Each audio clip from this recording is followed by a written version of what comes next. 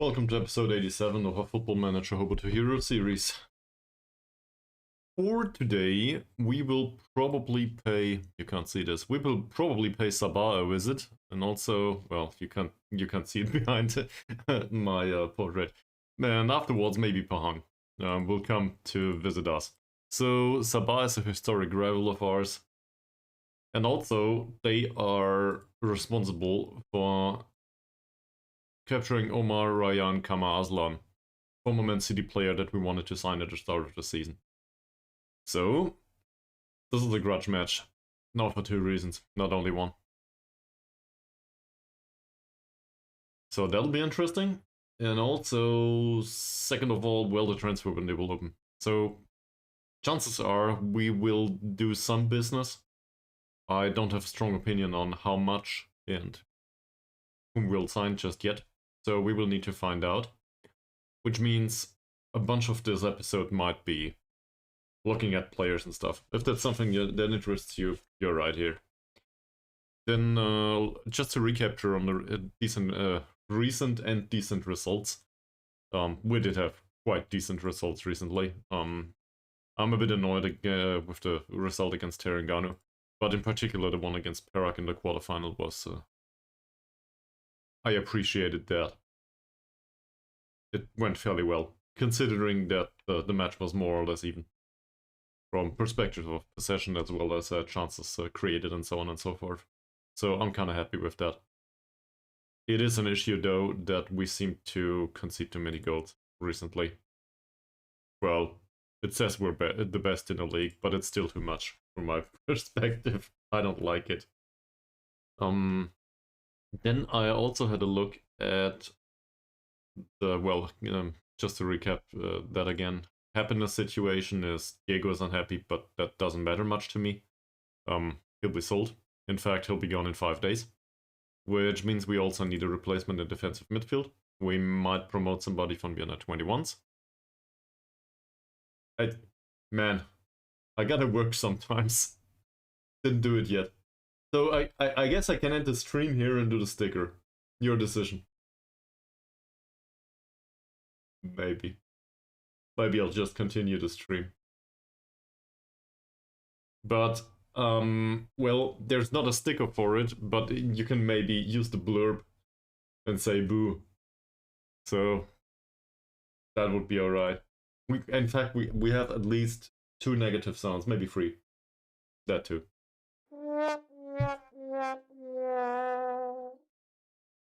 See? That's not too bad, is it? We also have the Patrick Boo, and I think... what else is there? Well, the song sound, obviously. Even though that might not mean much to you.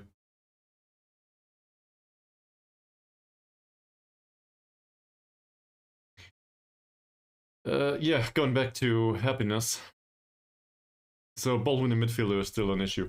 The options are to get somebody from the under-21s, or maybe even sign somebody. I don't have a strong opinion on that either.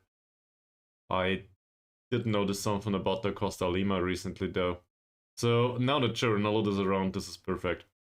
Chernallet, by any chance, can you remember if Carlos da Costa Lima always had fairly professional personality, or is this new? I can't be bothered watching like 500 hours of my own stream now to see if it changed at some point. But can you remember? Well, neither do I. It feels unfamiliar to me, and I don't know why. Usually I want to remember that stuff. So from that perspective, he's a very good player, fairly pro plus level-headed. This is a very good combination, usually. Yes, Selvaraj has it. That's true. But that I would have known. In fact, most of the under-21s is fairly pro. Or unambitious. Well, good luck, Chris. I jinxed it, he's balanced. But he's also excess to me. Wanted by Bukit Tambun for free. Well, he doesn't have a contract, so they can have him for free. There's Rumley, he's fairly pro. I'd rather keep him. He also has a long-term contract for low amounts of money. Umar, I think, is on... No, he's fairly pro, apparently. Okay. Then we have Fariz Malek, unambitious. That's the one I was thinking about. That's also the one that I think is the... Not him. He's probably the best candidate to actually play in the senior squad from time to time from the bench. That's why we brought him along recently for the cup matches. Then there's Ahmad, obviously, who's resolute. Didn't change. Selvaraj, who's fairly pro. And Jaya, who's pro. So, from a personality perspective, under 21s is, I would argue, above average. At least. Da Costa Lima, though, is new to me. I also remember that Van Lalpega Good was resolute at some point. He did lose a point of determination, though, so I guess his professionalism must be in the 14-ish region somewhere. And, well, but this, I just can't recall. I don't know. But it feels like if we don't get him sold, so either we force him out of the club, or honestly, this guy needs playing time somewhere. And the 14 appearances last season maybe aren't just aren't enough. So I guess we could just throw him into the under 21s until the end of the season and see how it turns out. In a way. It's very expensive, but yeah, something like that. I thought about that actually. You see? I put it on attack, but theoretically. And I just put it on attack because his vision is even lower than his finishing. So there's there's barely a difference though.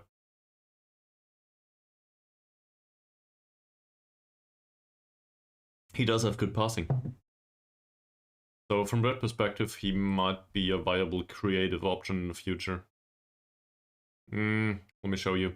So I'll show you on the right here, because attribute-wise it doesn't make a difference. So inverted winger and support uses crossing. If we go inverted winger, we might as well go winger on the right. That's basically the same, more or less. From the attribute perspective, that is. To be fair, inverted winger uses passing more. On attack would use, well, his flair, but also the anticipation, so that's, I don't know, make of that what you will. Inside forward does rely on the flair, which he has. And on attack duty, it doesn't use the vision that much because he's more of a goal scorer. But it uses anticipation more, so I guess that's also... I don't know. Both ways. Wide midfield on RM. Yeah, well... the issue is wide midfielder is very much mentally focused. So, in a player's career, wide midfielder might be something that is more suitable for older players, generally, because he has the physical attributes, more or less, to pull off an actual winger or inverted winger or inside forward role. So I don't see much of a benefit for wide midfielder. And same with, well, wide playmaker would actually work, in a way. But again, technical and mental stuff's missing, and also, it's a very, very focused role, right? So, not sure. But the personality gave me the thought maybe we throw him in the under 21s and give him yet another year and try to do something with him. The only issue is he's fairly expensive for that. Then again, we got rid of most. So we will need to decide at some point. But in general, having the odd player in under 21 and see how it goes, I think that's okay as a plan. Yeah, but obviously I can change the formation, but he needs to fit in there somehow. So I think we might as well train him in a different role, maybe on the left, as an inside forward. And just let him play in the under 21s. So that at least he gets some sharpness, and who knows, maybe, just maybe, he might develop a little bit. And if he develops a little bit, to be fair, he might make an appearance in the senior squad at some point again. But on the other hand, if we get, I don't know, 10 to 15k for him, that would also be totally fine. At least we would get some money. So It's okay for me either way. Well, transfers are in order though. So if anyone's interested in additional player material, maybe we can have a look for that. He's too old. We do. That'll be fairly easy though. Because Ankun's hurt, not hurt, Ankun's banned. There's no reason not to play with Malik. We don't have central midfielders anymore. So I mean, you might be talking about attacking midfielders in that case, but that's also fairly hard not to stick to the standard, I guess. Maybe Cylasto Christopher is a candidate to be replaced by Harsey, given that he scored in the last match. Then again, he came in and, well, it has not much to do with his overall technical capability. I do agree. I think I'll do that with Umar on the bench. But, well, no, not Umar. I'd use Malek. But maybe Ahmad will be thrown out and we can use Umar. Then again, Umar, as a central defender, he doesn't do. And as a ball-winning midfielder, how does he compare to Malek? I think as a ball-winning midfielder, I prefer Malek due to the physical stuff. I think that's really important.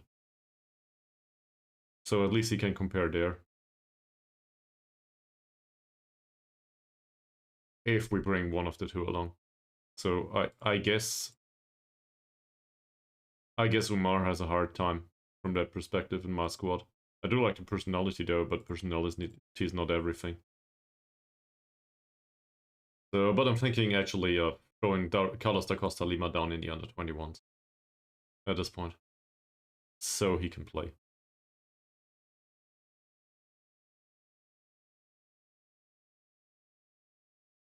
And well, as the transfer window opens, we might also try to sell some of the other players now in a last-ditch attempt prior to their contracts running out, or not in this case. Don't I have an overview for this? Of course. That always happens with the sizes. Well, in that case, you gotta throw it straight into my face, obviously. Very important. Yeah, always, man. Always. Doesn't even need a preamble. It's fine.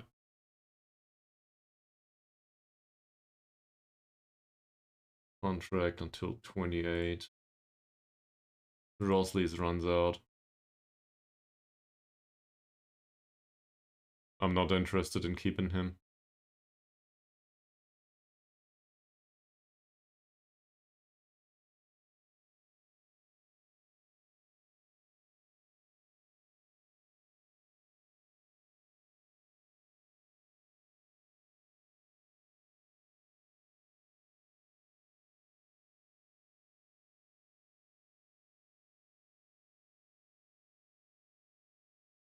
That's not as crazy as it sounds to you.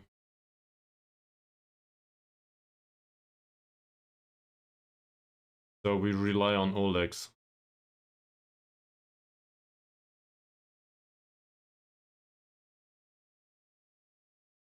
For the attacking formation, that doesn't sound crazy at all to me. It's basically this, just pushing it all higher up. Just for... no. I will not do something like this just for this match, though. No. If we play something like this, we learn it. We learn how to do it properly. We will not just mix up stuff for the sake of it. Either we learn it and we use it on a persistent basis, or we don't. But I'm actually considering using it here, because it would bring some of our stronger players on the pitch. That said, defensive midfield is it's not a particular weakness of ours, defensive midfield. If we go to the squad menu here, and sort by report ability, roughly, you know, then that would imply that most of these players need to be on the pitch. And, well, I do not necessarily disagree with the star rating of Baru, but his performances have been outstanding. Sometimes, yes. In FM, I don't know, maybe. But looking at this, these need to be on the pitch more or less. And I don't think Malik is a bad choice either. Surely not a worse choice than Olex, I think. Olex is very good for his age, but he's 16 years old, so he's highly inconsistent also.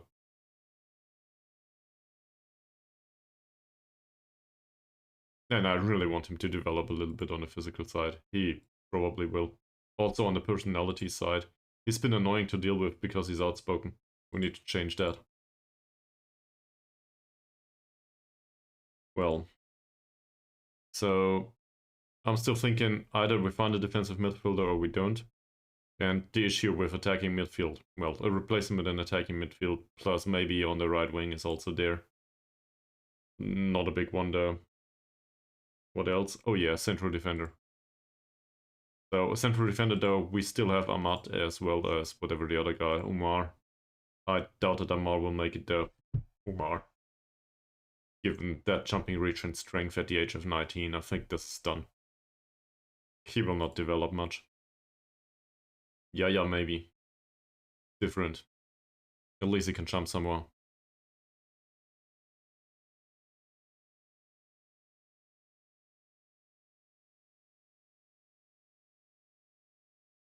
This? Oh, in an asymmetric way. Well, in a way we do that. So this all is about the defensive setup. But in an attacking fashion. Yeah, I get that. But he is basically a central midfielder. At least in fact he darts forward into the box. Actually. A segundo volante is not necessary. Well, in defense he's a defensive midfielder, positionally speaking. So that's why it is that way. But in attack, he's not here. You've seen that time and time again. He's usually either in central midfield or even further forward. So that's why I use him as segundo volante after all, right? That's also why finishing is part of his role. And, well, the long shots. And to be fair, at least the long shots are decent in this case. It's central midfielder. But he's accomplished plus in defensive midfield. The thing is, the role doesn't exist in central midfield. So I would want somebody that tracks back as much as the segundo volante. And I have doubts that we will find somebody here. RPM in a way. But yeah. It's like we could play with two central midfielders, but that's where we came from. Like this, more or less. And then we have the second one to track back with him. At least two central midfield with him. Because, well, he doesn't track back all the way to defensive midfield. And we gotta contest that area. So, I don't know. There's only so much variety you can get.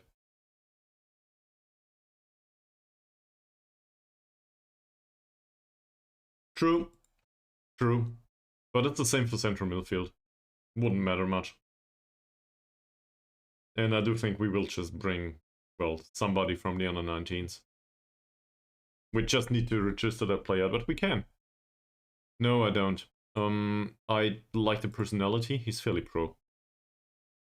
And maybe that's just the red arrows, but looking at all of this, so we train him as a ball-winning midfielder, right? So let's see how he does there. Oh well. In particular, the lack of strength and aggression. And this is true for a central defender as well as a ball-winning midfielder. But also jumping reach as a whole 6. So, not great either. Leadership is very good. Teamwork and work rate are decent. Went down though, despite being trained in that way. And so it goes on. So, and she's also youth intake of ours. which, well, usually isn't a good sign. I think Jaya, on the other hand, he's under contract. Didn't develop much recently either.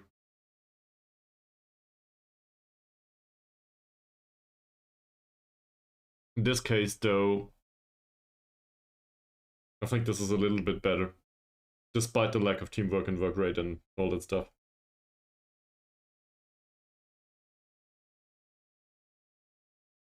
Also, his personality is even better. Professional plus reserved, so I like that one very, very much. The problem is the overall skill set's missing.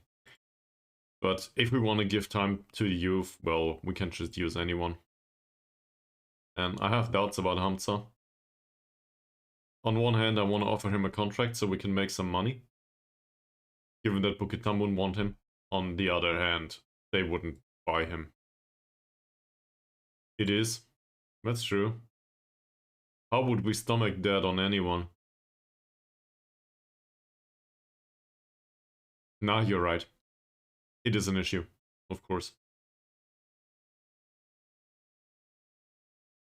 Then again, this is Malaysia after all, so... Well, and he has time. Which we may or may not have. But Ahmad's not much better, is he?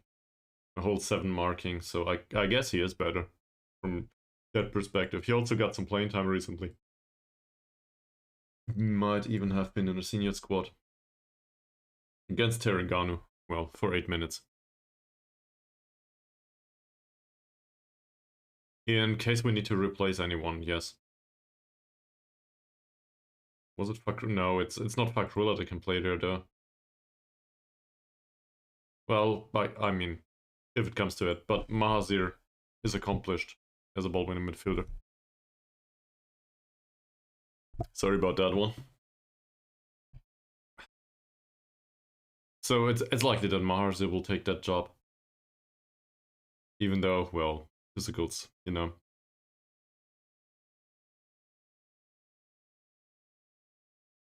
Okay, okay.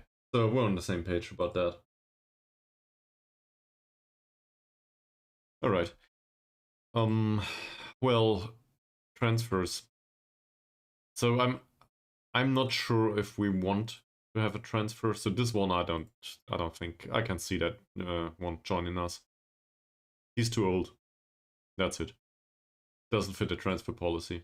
Thank you very much. And this one is 21. Highly recommended.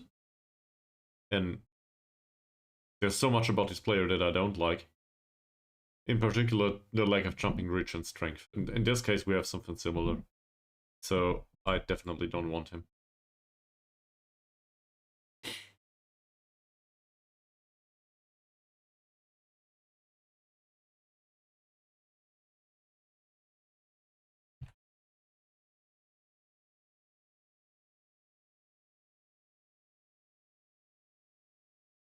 To be honest, I'm not sure what marquee means.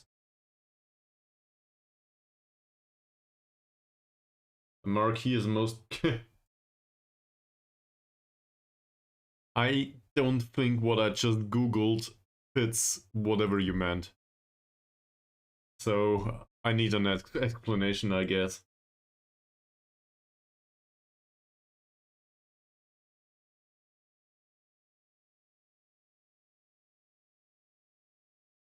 This one wouldn't be too bad. Ah, I see. Well, we nearly had that, to be fair.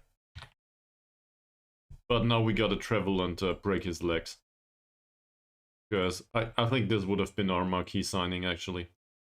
I'll just use him as a playmaker here. I see. So a key player, basically. Key signing, most, I don't know, most reputable, whatever. Something like this. The one that does the job. The one that, the carry, if you want to put it that way, for a team. Yeah, that would have been him. But he decided otherwise. So now we gotta travel there and break his legs. Quite literally. Because otherwise he will probably carry them all the way. Yeah, he's great. We would have gotten him for free, but he decided to join Sabah instead. So that also did not really change my opinion of Man City that much.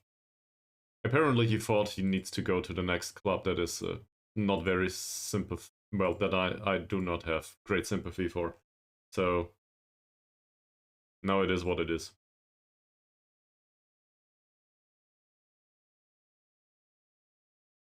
It doesn't look bad either, and he might be out of contract soon. Foreign player though, Sydney.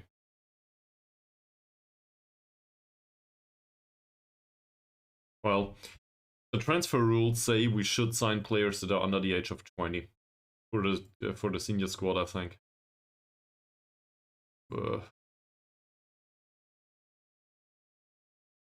So if we make any signing this transfer period, it needs to be under 20 years old. That's a given. I doubt that we will find something like that, and if we do... Oh! Well, this is new to me. Obviously Omar's here, but in that role...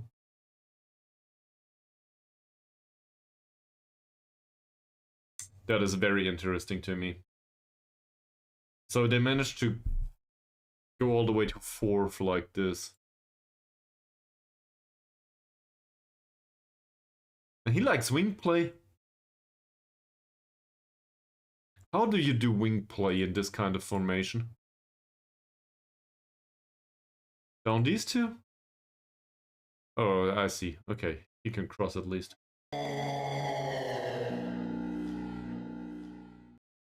I shouldn't have included that song sound. On the other hand, welcome back, man.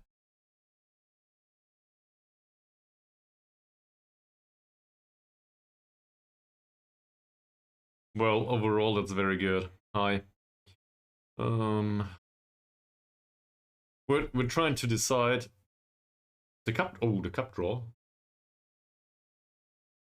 Shupi Piala FA semi-final draw. It's not drawn yet. We can have a look at it tomorrow. Let's skip forward and do that. One of my neighbors decided to start drilling for some reason.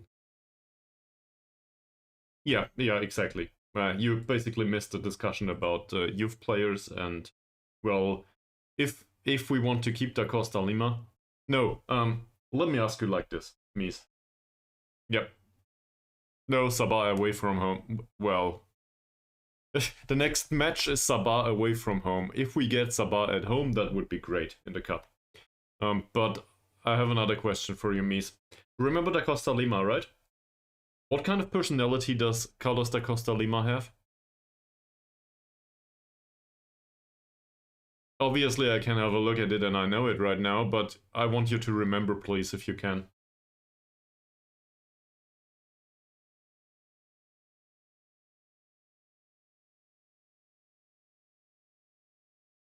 That is true, yes.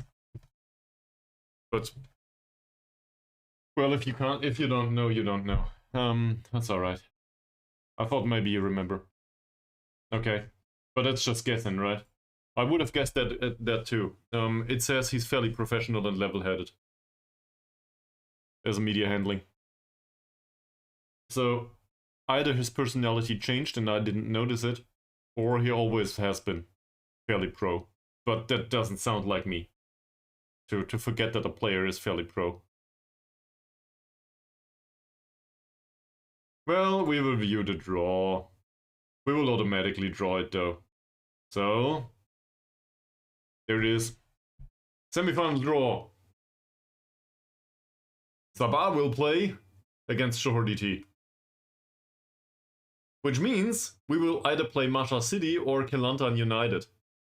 That is...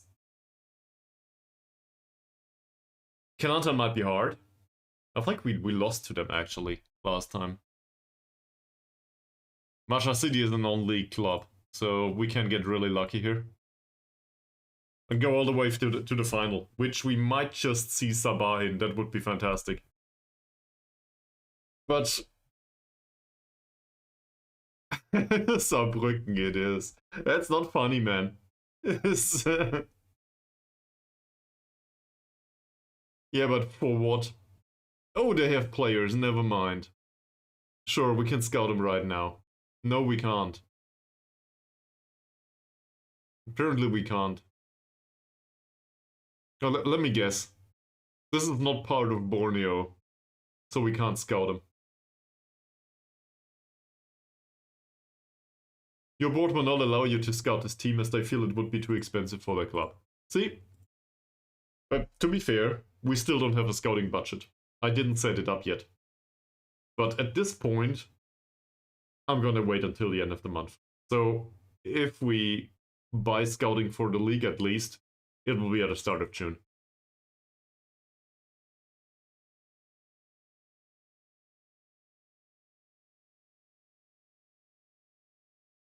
Can we maybe wait until we know that we play against them? It might well be Kelantan. And well, Kelantan we know somehow. What the hell is it here? We lost against them at home. So let's wait with that. Well, don't want to waste the scout on it. Don't want to have the players on trial either. Our own players need to concentrate on their training, so that's it.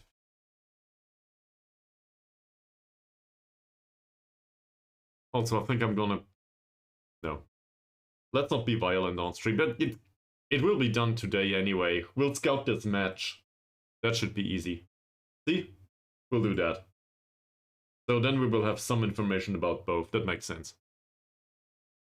Yeah, well, we would need to put them in the under-21s. Just so they do not increase the coach's workload. There is a cost to it, to trials after all. In terms of training efficiency. It's not a big thing though. Like, it may well be worth it. But I wouldn't know whom to offer the trial to. So either I offer it to everyone, or I don't know. Doesn't matter anymore. See? Kelantan scored 4. So I guess Kelantan it is.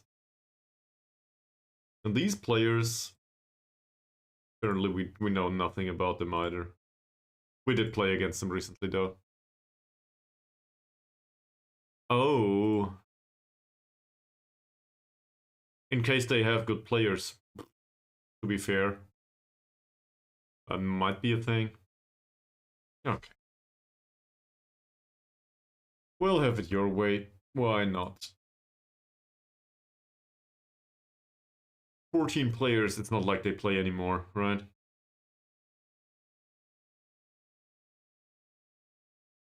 They even have players in the under-19s. Sure.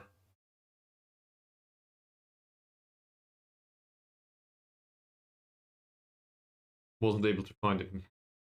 Yeah. Rejected, accepted, and some rejected. Cool.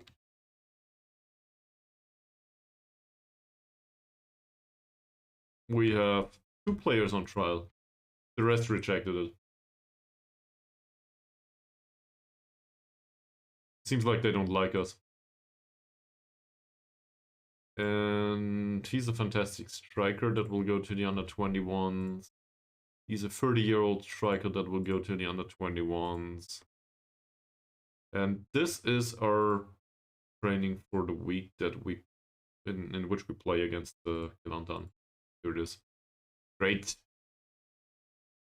So I wanted to put Da Costa Lima into the under-21s, and I will do that now.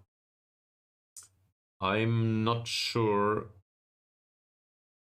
if I want to sell him anymore, though. Well, let's wait for offers. Maybe an offer comes in. I think I did offer him out recently. And considering the situation in defensive midfield, I think I will, for the time being, I will register one of the under-21s players. That's new. Now if only we had some space for foreign players in the squad. I mean, I guess Da Costa Lima's gone. In a way. So that might be of interest. He's under contract, leaving on a free transfer in 28. So it'll be a while.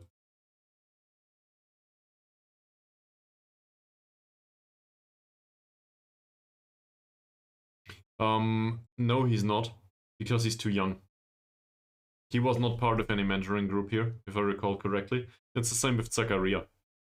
So the issue with this club is, no, with the squad of in this club, is that from a personality perspective, the club is in a transition phase. I'll just show you.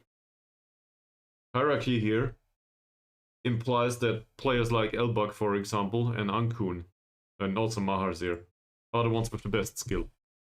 That's, from a personality perspective, that is something that is not to be loved. Also Amamu, apparently, because, well, he came with a good reputation and stuff. And Baru, well, you know Baru's story. I don't think from a personality perspective he's that great, but... well, either the balanced here masks very high professionalism.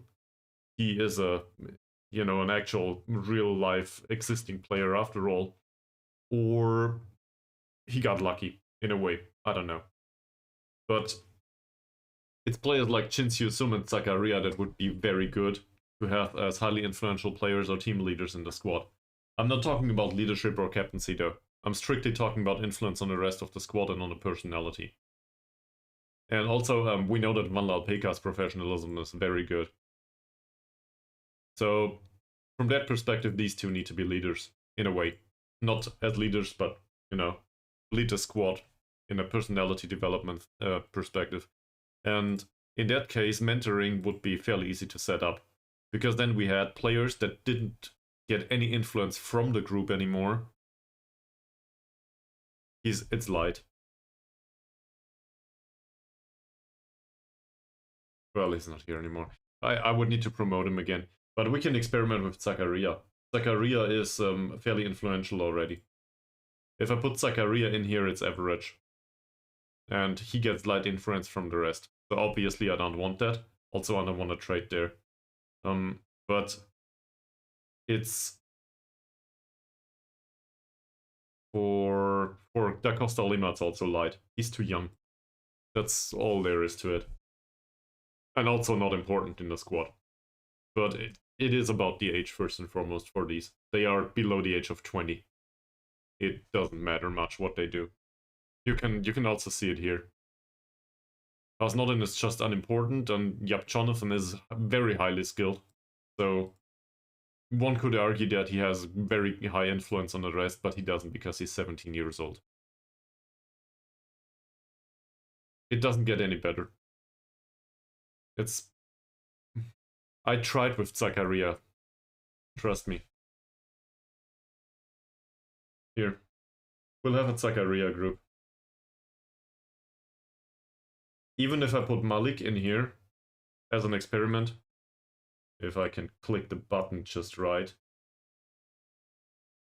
the estimated effect from the group on both is average. And say I move Yap Jonathan down there. Okay, great, that doesn't work that way. Look at it. That's still bad.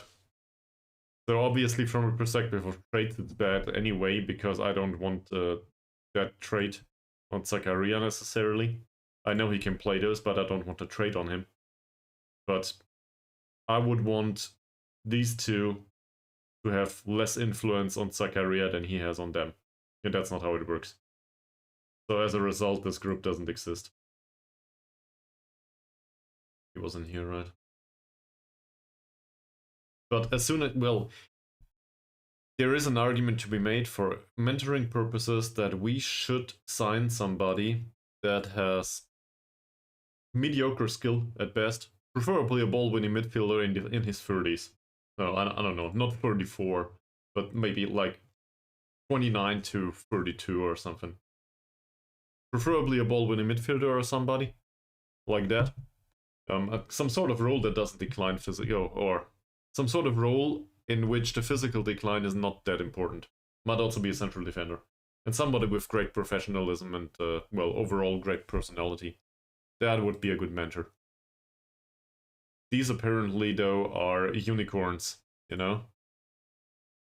Who are you? That's not bad.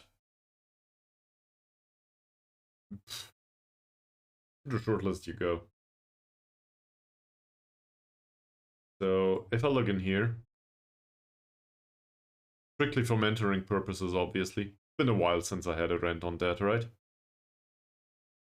There are professional players. Jason Singh, for example, not to be confused with the one that we had. Left-footed pro. Out of contract? Where did he come from? This is new. He's new.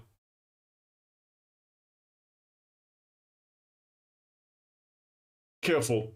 So the mentals are a bit bad. Harsey, we just found somebody to replace you potentially. Okay.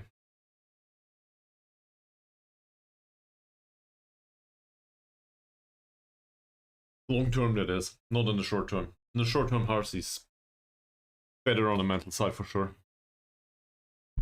Well, not only on the mental side, also from a technical perspective, and yeah. That's it. How much? That's not cheap enough. That's not cheap enough. It would be exciting to have a player like this in the under-21s though.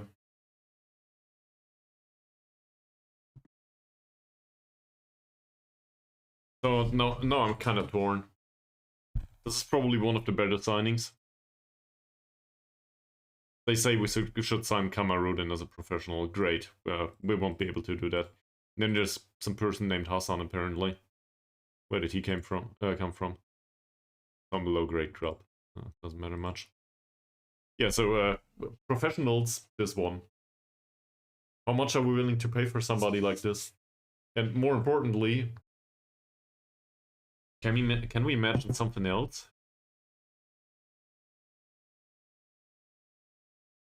Right wing? To replace Baru? Not really, he's not technically gifted, right? Well, not to replace Baru, but you know, as an option that cuts inside. He still has 5 years to play.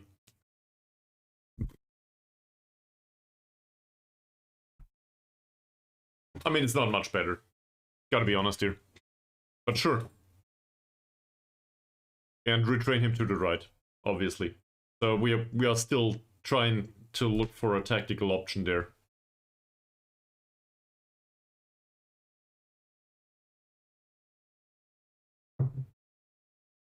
Might be a decent bench player. That said, he will probably be in the under-21s for now. And I don't know if he accepts that. These guys, though,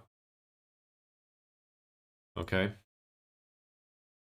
Well, in that case, let's see how much he wants.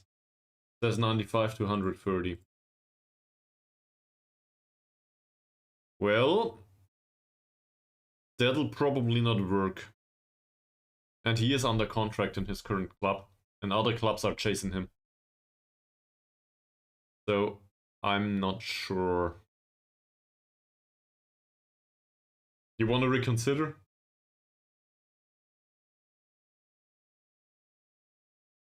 Scouting also says C for some reason.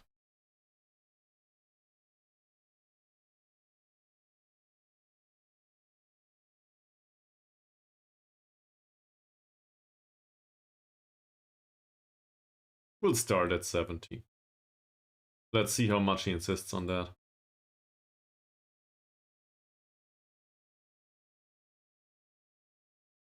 That makes sense, yes.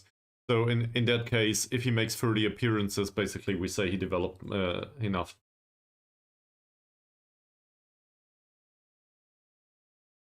There's also...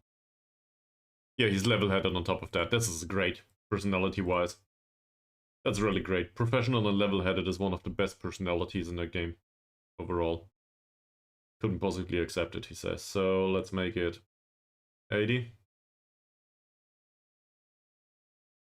Turn this to 90 and, well, we'll give it 100 here. I'll try to at least give him something on the way. Wouldn't be too bad. The 5% apparently are enough for him. This all is okay.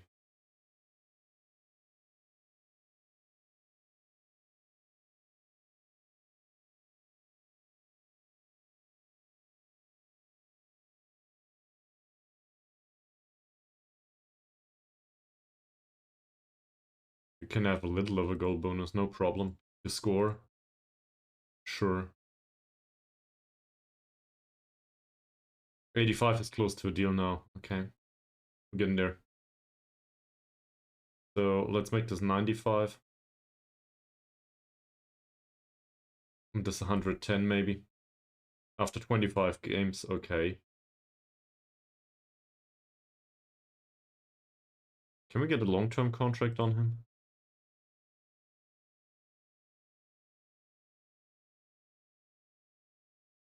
Gamble, gamble, gamble.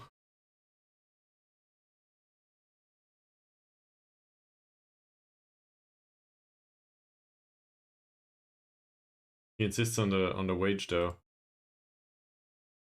Then again, well, we can just renegotiate at that point.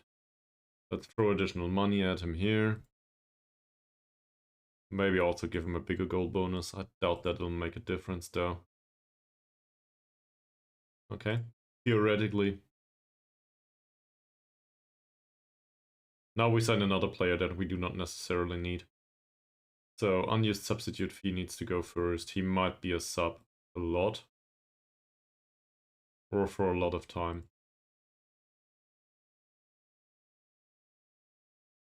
At least there's no agent that I will alienate now.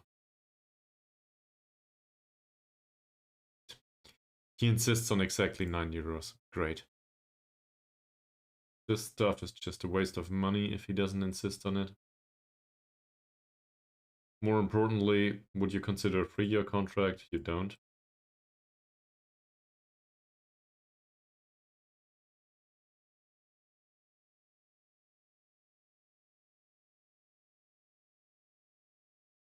Goal bonus?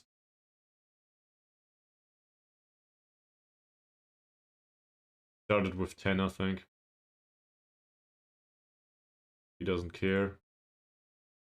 No, he doesn't. Appearance fee. Doesn't care either. A little bit. Alright. So. Great. Very good. Okay, you can keep the 5%. It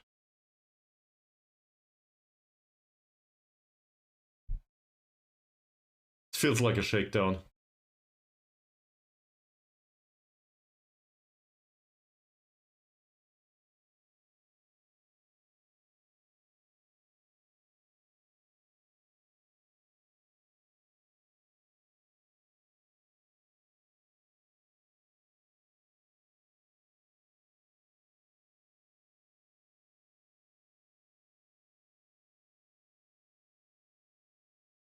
At some point, somebody will cut some sort of YouTube video that will just be a compilation of me shaking down young players. At least that's how I feel about it. Maybe I should do that myself.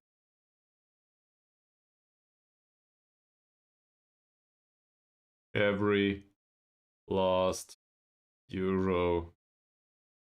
Alright. That's it. Did I forget anything? Well, if he makes 15 appearances in the last season, obviously we want to keep him, so let's try. He appreciates that. Fine! So, if he wants to come. Not funny. Well, it is funny. If he wants to come, that's the first signing for the new season. Next. Model citizen. Yeah, we know one model citizen. Still thinking I would want to sign him. He's with Harini too now. I still think he's a viable signing, but that one, no. Not with that trait. Model Pro doesn't exist. No perfectionists either. Realist, I'm not so sure if this is a good personality. Resolute is. Can't find anyone though. Spirited is very good. He apparently asked to leave. Oh, that's a Sarawak player. Oh. Come on, man. Spawned at Sarawak, apparently. I don't know what they did. Cool. What's with the others here? I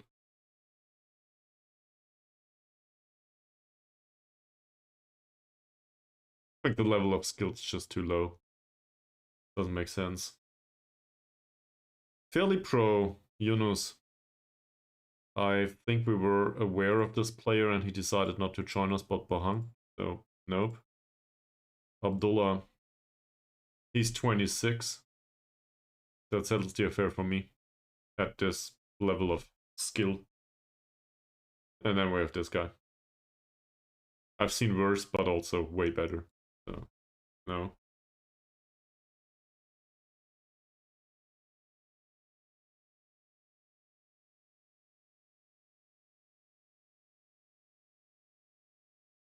Yeah, that's it from a personality perspective, I guess. From a quality perspective, we have other options, obviously, but...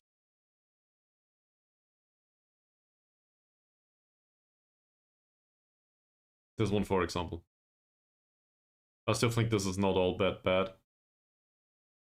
In particular, given that we could use somebody that can play here. I'm cutting inside. And also maybe as a replacement for a Shadow Striker. But he's just way too expensive. I just don't want to pay that. You know, first cheap signing here and with high quality. Well, that's Jason Singh. We just found him, I guess. If he agrees to the 85 euros that we just offered him, that would be perfect. And there's one. Maybe. He's cheap enough. Then again, it's also... But that's not useless just yet, but close enough. Nazarudin. Does anyone know a player named Nazarudin? I just can't remember. Don't think we'll do that though.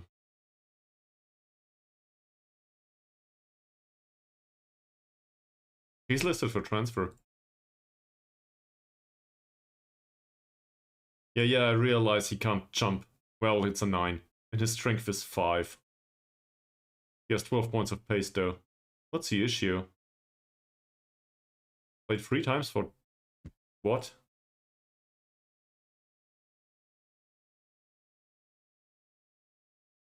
We do need central defenders. So... Well, 1 at least. He's 28. Oh.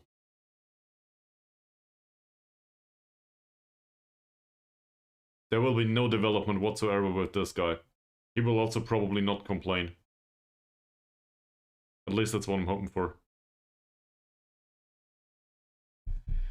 Good question. Media friendly. Report says 50 to 65 euros though. So assuming this is correct, let's compare him to Fakrullah. That's a, well, I guess we do Maharse first, right? So Maharse is the better of our central defenders. Okay. So, I mean, he's weaker in the air. No doubt about that. Also, Maharse is very... He's bad with positioning. It would be the first emergency backup that does not come with the issue of youth, I think. He could just hang around for a year or two. And he also comes with runs with ball rarely, which is a nice trait to have, and could be a good addition to the mentoring group. We don't have a mentoring group anymore for that. Yeah, that's even better. So he would complete the mentoring group with the short simple passes and runs with ball rarely. So we could set up a mentoring group for central defenders that way. Could be way worse. And we do have It says central defender 3-4 on the list here. So I guess the question is, do we want to give the playing time to Silver Star youngster people that aren't paid? Or do we want to give the playing time to an emergency backup if we need one?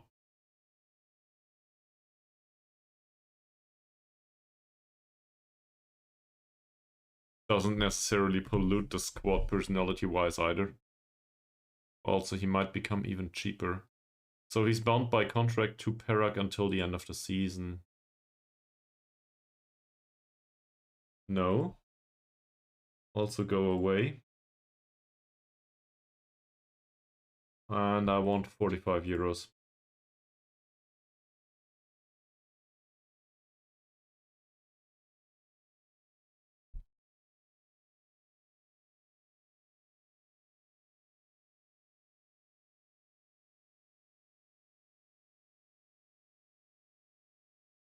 Yep.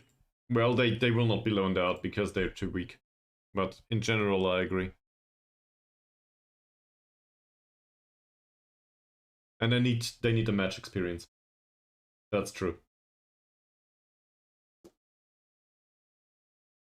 Okay. 1 year contract. That's all fine. French player is okay. So we'll give him 5 matches a season and that's alright. Right? I don't know what French player means in terms of quantity. But I also obviously don't like this. But he's very consistent, so I don't know. For a low-grade match, maybe against the bottom of the table.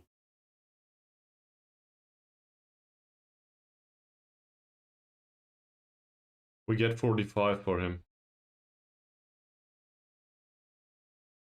For 6 months, this is even better. So, half a year or 2 years? Well, 1.5. What do you think?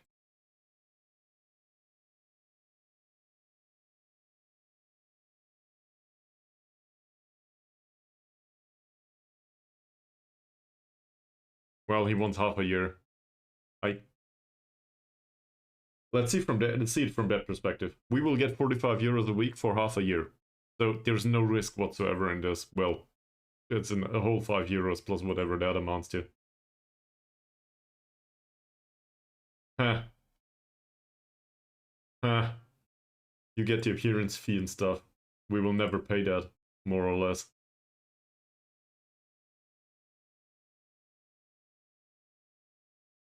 Bigger bonus, man. Bigger bonus.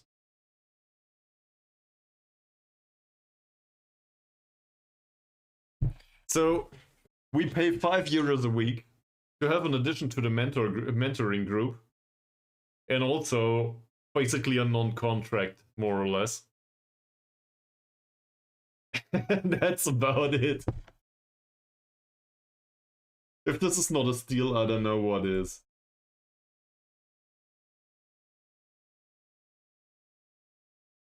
But why? It will cost 90 euros to travel to the next stadium next door.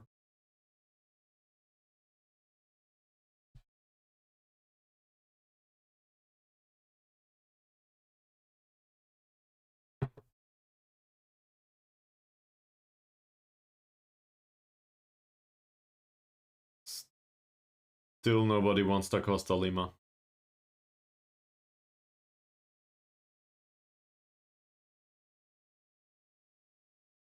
Thanks for clipping all of this, by the way. If you continue like this, I can actually do a video. I'm not sure if I should, though.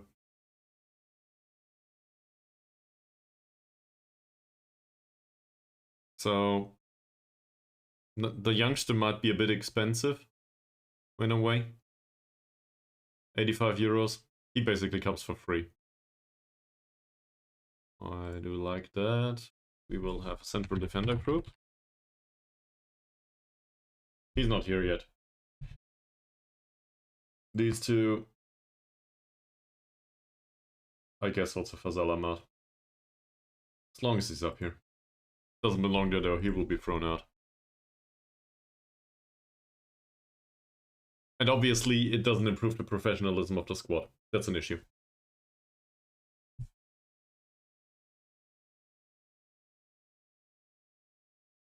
We said we find a loan move for him. Okay, cool.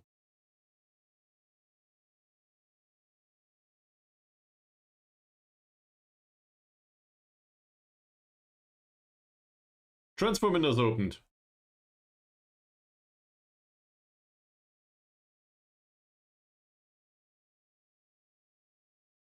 Okay. There's a transfer window for whatever that is. Cool.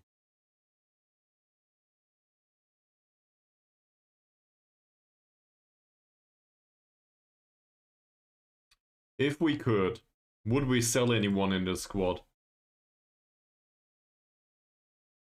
Who's valuable?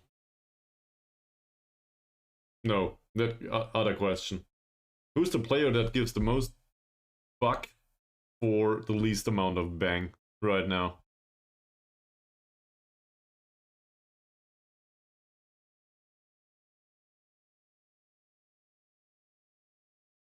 That would...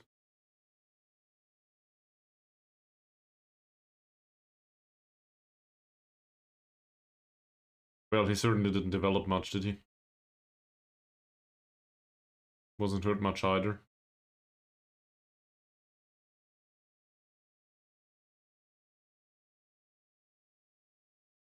$10 to $20K it says.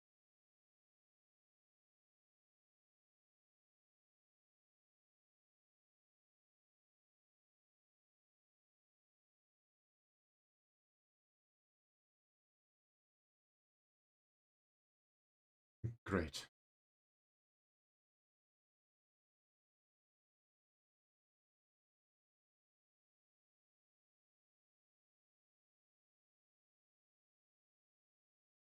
I can type in numbers, I know.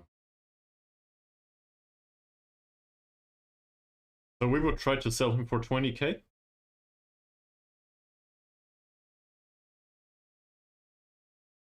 I will need to offer at least 25% of this to Misto for celebrations after he's been sold. For obvious reasons.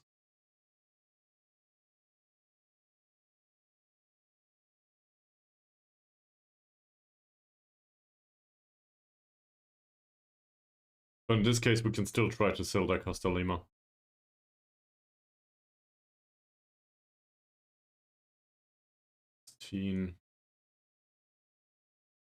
Let's do 15. This will be small steps now. Of course. Oh. Better. Something to eat. Did you have anything in particular to mind? This is, let me guess. That's the sound of your stomach right now.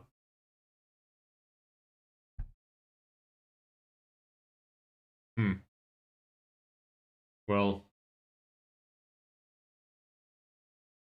depending on your particular focus on how you deal with that issue usually, you can either order something or it's 1940, so do some shopping.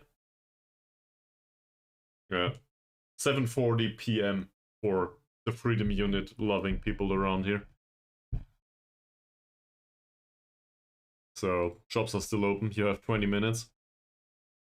Given that you're in the robot, the next shopping opportunity is probably next door. Oh, well. What? Fun 7 has shown remarkable improvements. His corner taking improved, not that it matters much. Still, great. His heading went up. There you have it. That's fantastic. Should be put on individual training to improve his quickness. You don't say. Jornaldet has another opinion though.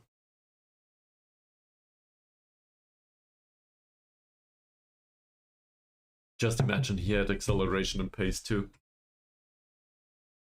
On the other hand, the heading is also very important, given not all he is. I'm not sure. We'll focus on the lower of the two, okay? So if bravery and bravery and or heading do manage to surpass the pace, we will go for quickness, obviously. at that point. Yes, that's entirely true. Is there a stat for this? Header-1 ratio. So he wins a lot of these headers, he just doesn't hit the target afterwards.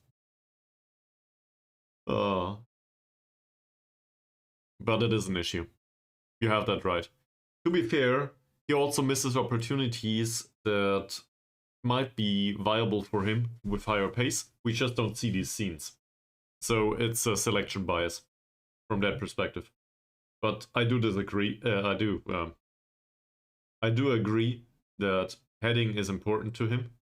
It just feels like quickness is too. It did? Well, if you say so. True. True. And this is in which... His composure went up by a whole point in a month? Look at that off-the-ball movement. It's still 14 on paper. That must have improved from 14.0 to 14.8 or something.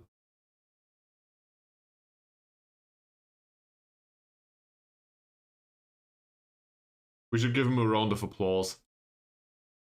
Well, he will remain with the club for sure, if I can help it.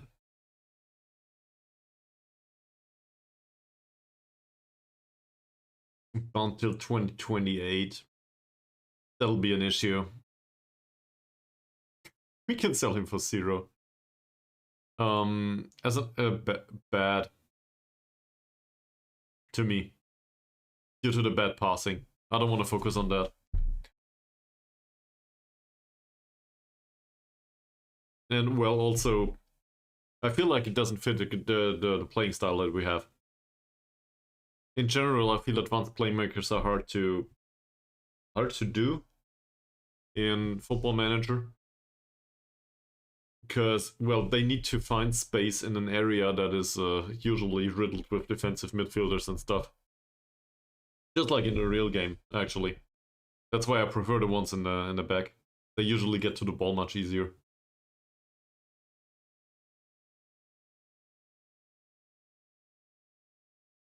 Well, if you don't play him as a segundo volante, that is. But yeah, Juan will continue to play. And it seems like Badrul Hisham has an issue too, with injuries. Diego should be gone. Oh, he joins on the 12th? Why? Because he joins a club in Indonesia. Alright, never mind, my bad. Is it like there is still a spare half a bell pepper in the fridge, or what kind of food is it?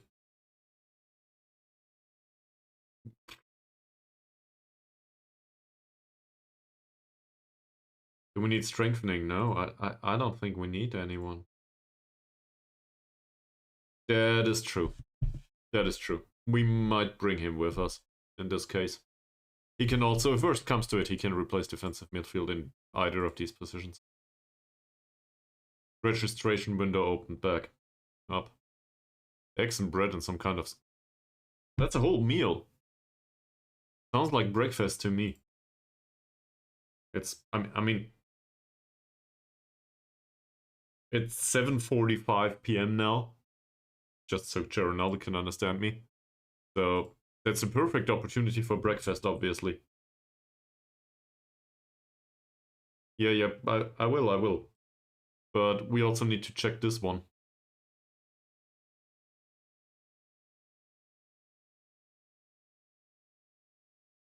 We do have 40 players in here. Let me clear this selection. Put it all... No. I see. So we need to select all of these and then the whole under 21s, right? Because the under 19s will just go. I don't think we need any players from the under 19s to be registered here. It's a few more. And it's definitely not 40 players. What's he got? 8 days to 3 weeks, okay. Pulled groin. Spaghetti Cowboy, that feels like the well, the absence of food to me. Do you have access to something? It might be a bit creative, but vegetables or something like that?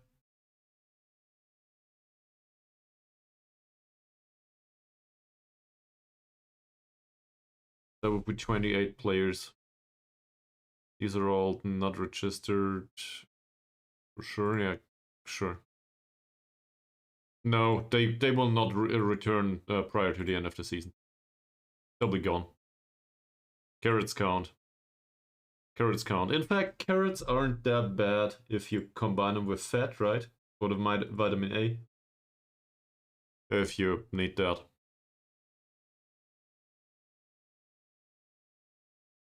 Right back to... No. I'll have a second glance, but no. No. Too expensive. Well, that's half a salad. Sure.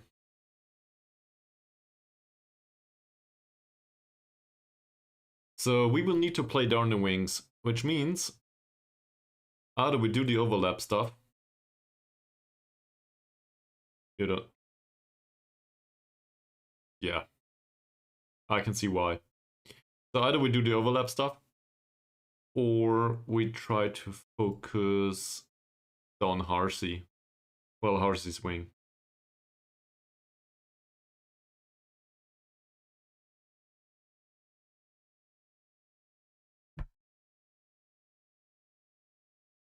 Isn't all that bad, is it? Heading as well as bravery went up. Who set it up for like this? Who did that? And why? He's still unhappy with training overall. Oh, Diego, just leave.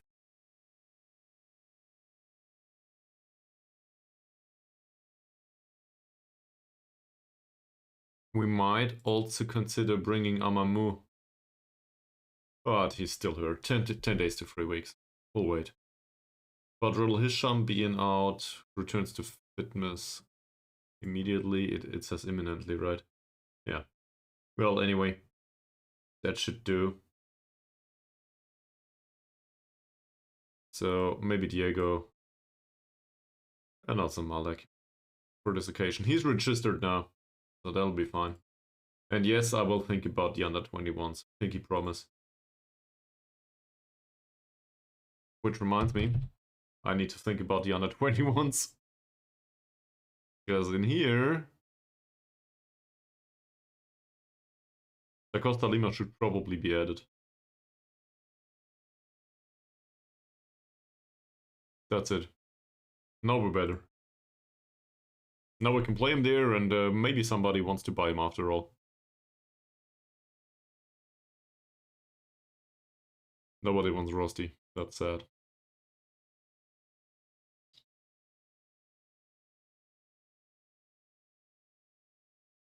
We also have 2 trial lists in here, right?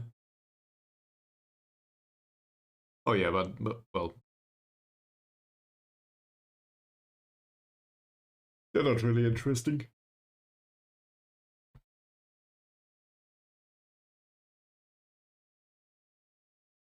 Condal Pekka's listed for 20k.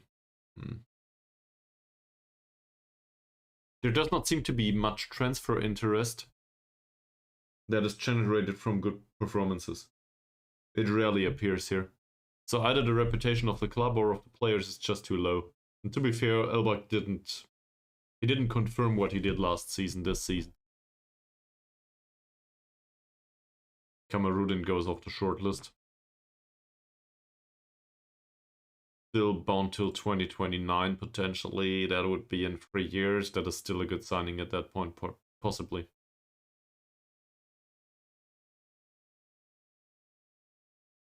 So I'll keep him here until he rules himself out. The expectation is to be defeated, so obviously we will try to avoid that.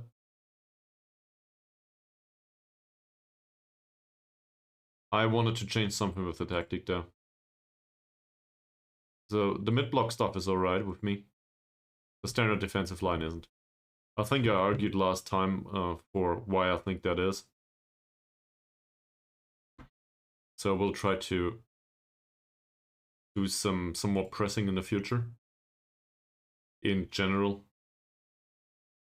they are very familiar with it though, so that's not an issue. It's more about a standard approach to the match. It feels like the opponent always creates space here, so we need to press more. And also the higher defensive line, which might see us become a bit more vulnerable on the counter.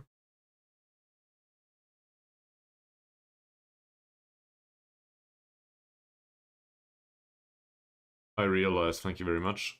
No offers for free players, neither for Da Costa Lima nor for Yaya.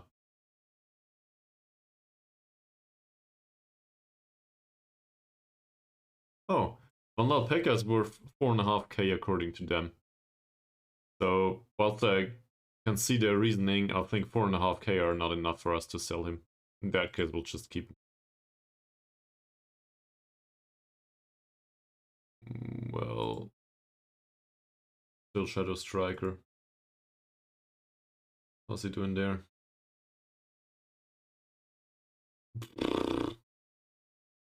Could be better, could be worse. Doesn't really change much. He does decline in attributes that, for the most part, we don't need. The rest of it does improve a little bit. Doesn't play that much. With the high susceptibility to injury, this is just... It was a mistake. I stand by that. It was a bad choice on my behalf. Shouldn't have done that. I was swayed by the resolute personality. I shouldn't just look at this. Which reminds me, come to think of it, it does not say that he's prone to injury. Neither is he. Okay.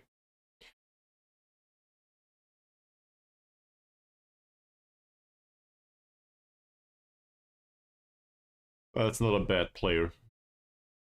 26 though, would play as an inverted winger for us. If we did not have Christopher, Summary would be okay. That's why we also had him at some point with our club. Did we sell him? No, he just left. Was he? Don't know. To the shortlist he goes.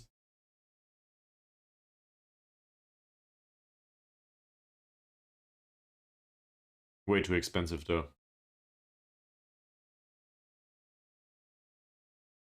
Alright. So, we would bring all of these on the bench with us. That shouldn't be much of an issue.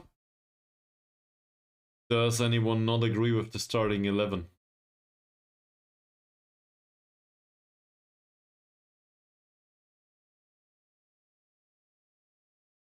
Whilst you consider, I can probably do the standard praises for training.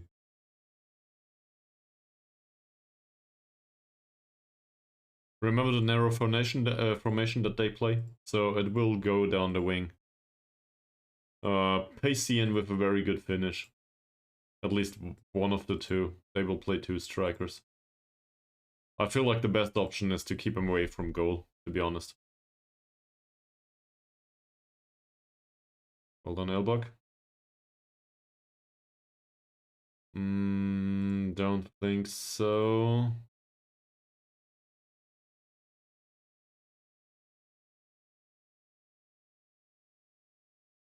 He's a 4-point jumper. And he's a 3. So, no, quite the opposite. They can't jump. At all. The strikers. Central defenders. Didn't ask for it, but that's a 12. And that's a little 19 on Gabriel Perez. So... Alright. Have a nice evening, man. Yeah. In case we don't see each other again, we will see each other on the Discord. So, thanks for watching as always. Should probably look into get camera at some point. You know?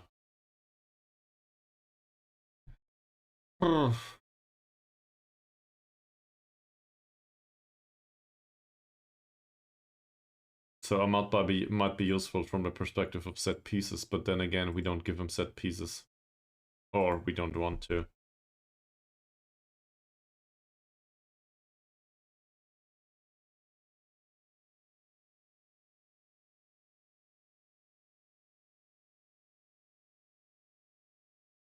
So if the central defenders can't jump though,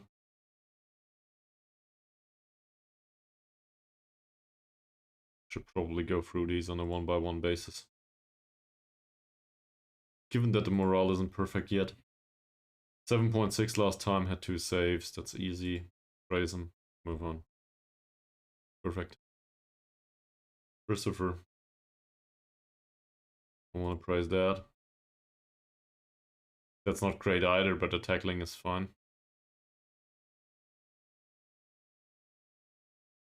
Okay, he accepts.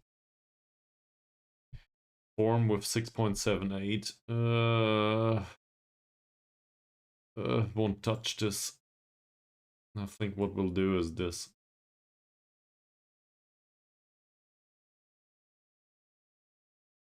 Next is Diego. He did train a little better. He won't play though. Maybe from the bench. Elbug was alright in training. Form wise, 6.4. That's bad.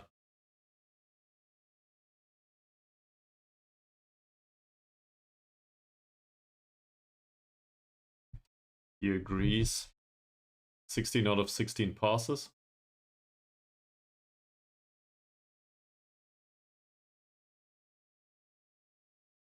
He accepts it. Bakrola, very good choice of passing.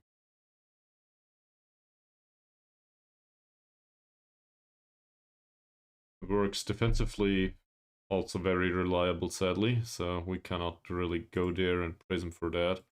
6.7 8 is not fantastic. Apparently we did forget to praise him for the 8.05. Alright, who's next? Mondal Peka, very good performance in training. Didn't play recently. That's it. RC, 7.6 rating due to the goal scored last time. Did we praise him for that goal? Apparently we didn't. Not sure if we didn't. Seems to work. Training is also very good. Is there anyone else? Anything else? 7.14 is at least above average, but it doesn't help. It should be 7.3 or above, I think, for us to praise him. Otherwise, it's a bit risky. So I have doubts here. That said, he will play next match. Was not in. 6.9 is not good enough. 6.8 rating here. I mean, he came on in minute 72. Played 9 out of 10 passes, which is alright. And apparently we can't even... We can criticize the lack of chances created, maybe. He accepts. Mahazir, very, very good passing, but also 100% of the heading duels won. So we praise him for that. 7.6 to be praised in training, I don't know. I'd rather skip that. This is very good. Didn't play recently though. Oleg's Rai, 8.05. He hates being praised in training. I'll try again though. This time he likes it. 3 out of 3 passes, no chances created. We'll criticize this.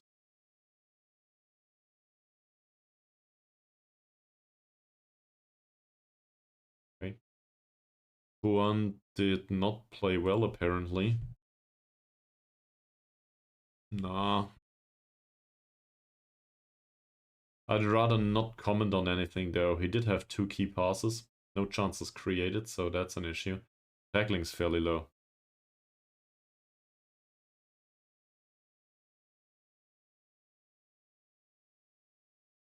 He accepts. Great. Thanks. Yep, Jonathan. Tackles are very good. Creativity is very low.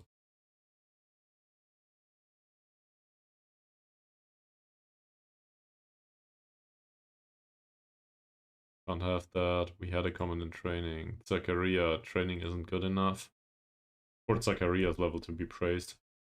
Tackling is 1 out of 1. Didn't create any chances though. Perfect tackling, no chances created despite being a midfielder. There it is. That should do. Malik didn't create anything either.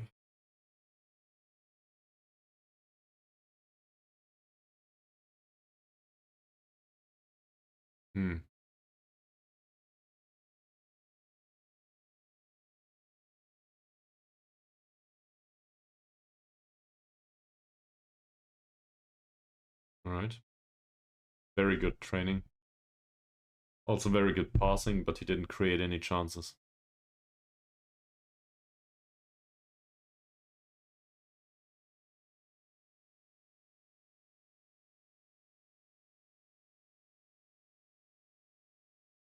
Will do. He was hurt. He's banned.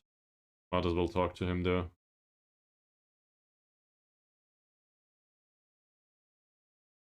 And well, I guess we criticize the lack of chances created, or we don't.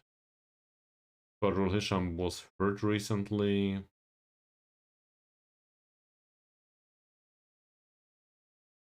Best I can do is criticize him. Sure. Shane Thomas Baru with yet another assist. That's new. Usually he's the one to score. In this case, though, we praise him for the passing. That's way easier. Close to being perfect. That's all is fine. And then we're back to Chinsiusum. This is where we started, right? Yeah. Good. Okay, so that's a preparation from a morale perspective. Against this particular opponent, I will change tactics too. Definitely not. For this next match, I want us to play fairly wide, to go down the wings in particular, to look for the overlap on the left. No, do not look for the overlap on the left. And that's about it. We will have issues playing through midfield, but that doesn't matter much.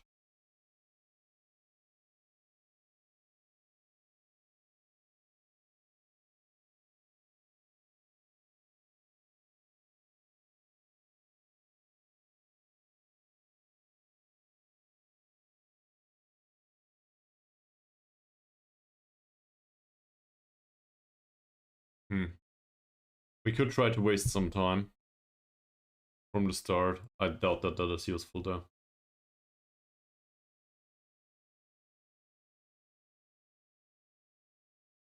Issues with the width? Well, we'll do it anyway. Okay, nearly forgot about our position instructions. So, technically very gifted. Closing down is not an option. Tackling hard is not an option despite the 1 point of strength. Marking tightly doesn't seem useful due to high off the ball movement. I don't know what to do with him. And it is very similar here. Maybe show him to the wicker foot. That would work. This one. Bruno Di Ball.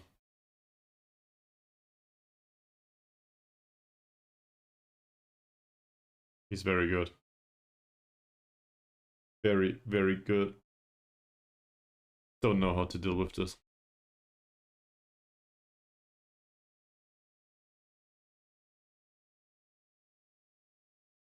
He's left-footed only, so we may show him to the right. Likes to play killer balls, tries to play way out of trouble. That seems like somebody to mark out of the match there. Tries to play way out of trouble usually would imply closing him down, maybe. Then again, he has the technical capability to maybe pull it off, as we know. We wanted him. Haroon. Dribbling's bad. Bravery is also very low. Strength is very low, so hard tackle for sure. Closing down might be useful or not. He has low off the ball movement though. That's one that we can maybe mark out of the match too. And he seems to have a very weak foot too, yes. Nasri. Good vision, good passing, bad off the ball movement, same here. Mark him tightly. Which implies that the rest of these one can probably not be marked tightly. He's left-footed, he will probably dart forward most of the time. 19 points of jumping, very good passing. Yeah, this is dangerous.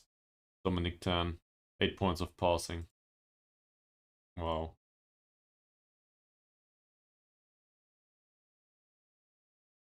And this guy. Same here. He has low first touch and composure, so maybe press him. But in general, most of these are dangerous, so marking them would be okay. The issue is we can't mark everyone on this pitch. Does he have a particular weakness? Communication! That's fantastic. So mistakes might happen. Alright. Play it wide. Play it on the wing. Don't float that. Mix it up. That's our match. Let's go. He's troubled. Yeah. I would be troubled too. Then again, you can be better than Omar. You just need to show us.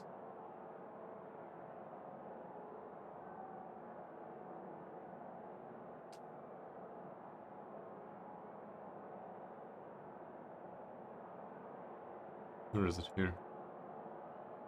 They're all motivated so far. Zakaria is relaxed now, so apparently he was a little bit nervous.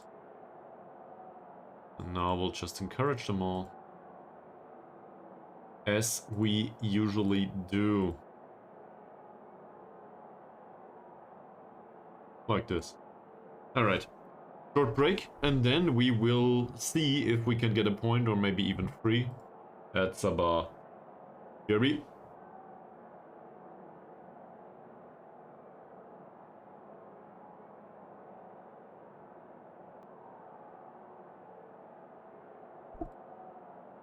Welcome to our match against Sabah, away from home. Do you have a prediction, Mies? There's no real prediction coming up. Nobody else around to predict something else. But you want to predict the result of the match?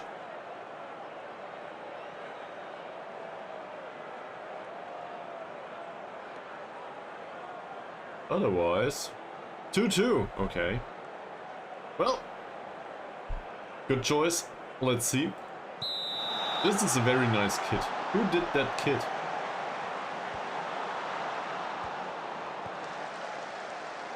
So, the biggest issue here is obviously they have some sort of a narrow pitch. That might be a problem in creating space. Then again...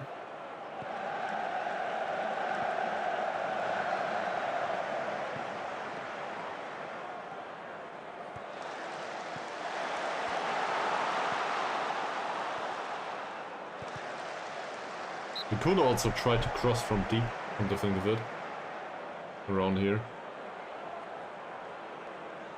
Might be fairly too easy to defend though. Mahazir, oh that flick on was destined for Elbug's head. Didn't end there though. Juan. Elbug again. Will Baru get there? No, he doesn't. So we are in control of the match, 3 minutes in. I should probably encourage them, come to think of it.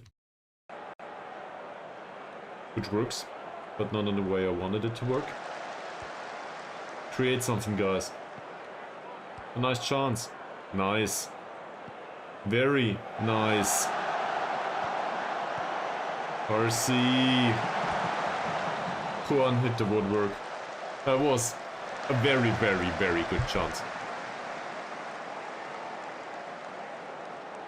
I think that's what they call clear cut. Usually. Elbug wins the heading duel here. Parsi towards Zakaria. Yep, Jonathan, he should have the skill to pull off a good pass. Well, Parsi still didn't end up where we wanted it to be. And that's dangerous. Not good. Oh, come on.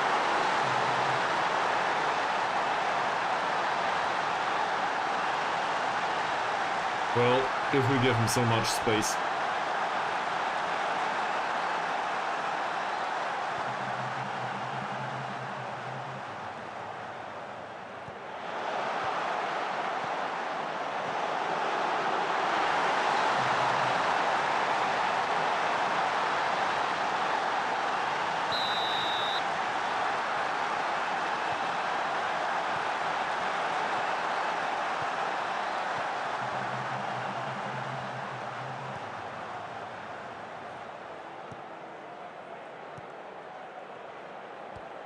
I do not know how to deal with this kind of situation though. We would have needed to press even further forward or to shut down the middle and the back. And to be honest, I'm not sure how much we can shut down the middle and the back with that formation. Obviously could change the formation playing against them, but that's too late now. And to be fair, this one creates, well, theoretically, nice one.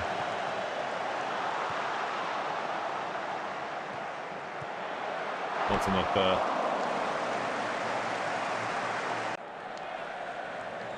So, I think the way we're trying to create is not that bad. It was a nice free kick. Luckily we didn't concede this time.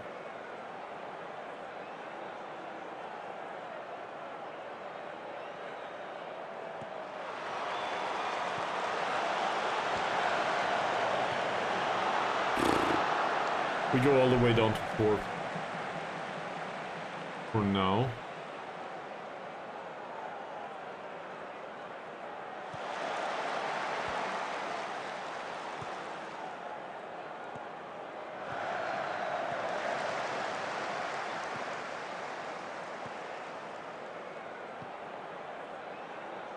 Well done.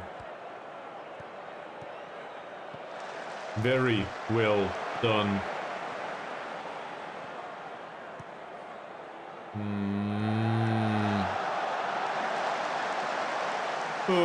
Well, I don't even think this counts as a goal scoring opportunity.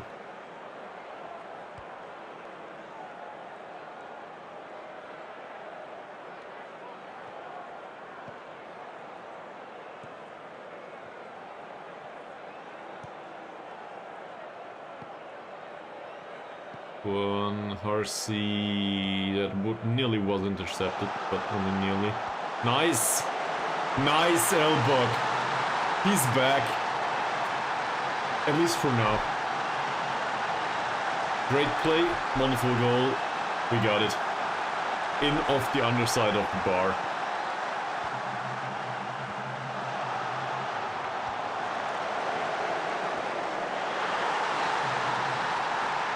That's as close to not being able to be saved.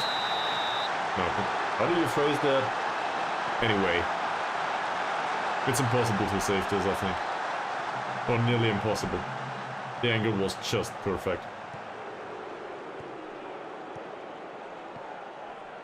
Well done, Fakrola. RC loses the ball. That's an issue. These long balls are really dangerous though. Just look at that. Oh, he puts it past the goal. Okay. So we need to make sure that they don't play those anymore. Which means we need to press even higher. Risk all the risk. Press, press, press, press, press.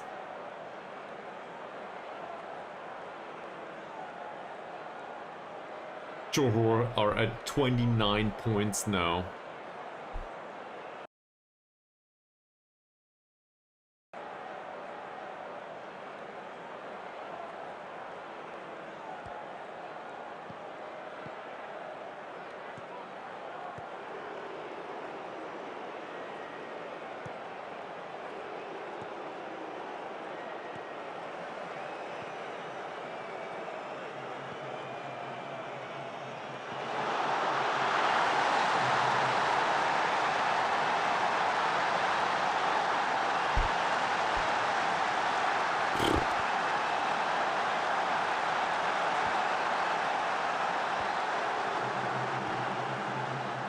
We did try to close him down.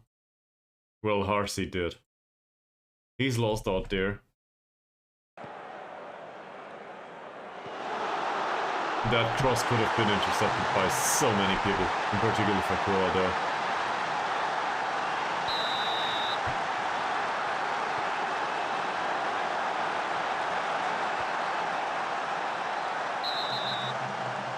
Is it yellow or is it red? I didn't watch the foul. It's neither. Okay. Well, we'll try to attack. Get that goal back. Baru. Oh. And another header by Azir. That wasn't dangerous though.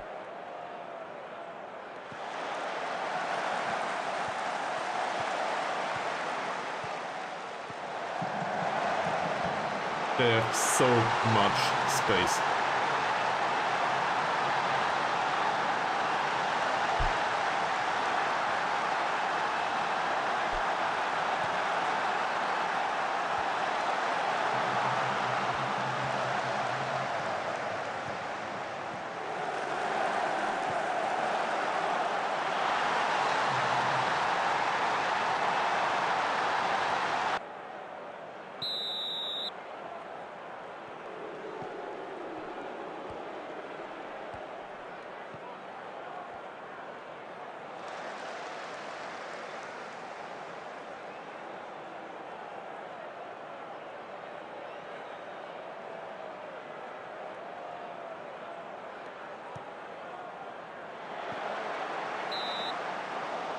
I'm not sure if our performance is all that bad. The defensive part is. In particular, Chinsia Sim doesn't seem to have a good day. So that 2-2 is out of order though. That will not happen. It's another foul. They committed 14 fouls now.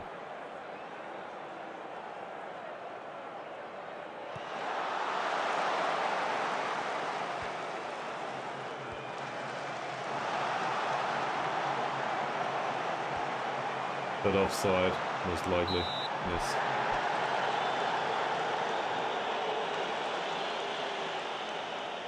So, you got any ideas? I'm not sure. Tactically, this doesn't seem to work. Then again, it's not all bad. But we gave him such good goal-scoring opportunities. I'm not sure how to defend against this.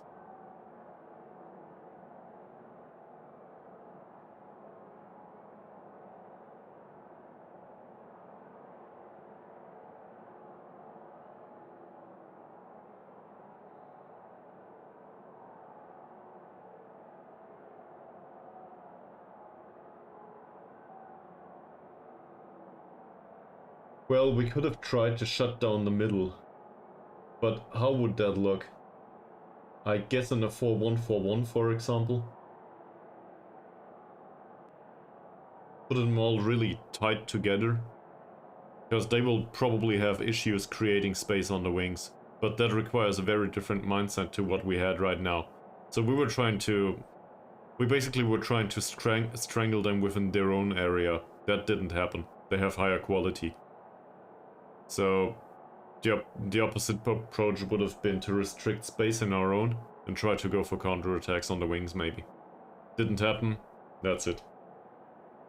So, now that we need a goal, I don't know how to deal with that. Oh, you didn't see? This. Well, I guess, yes.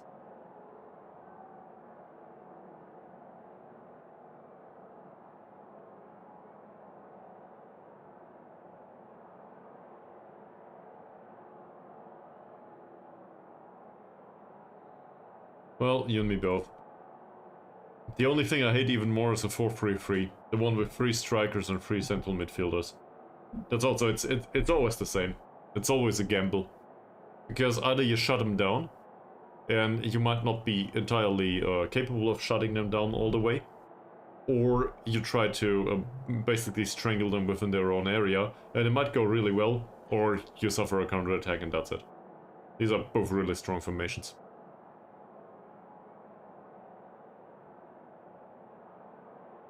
These.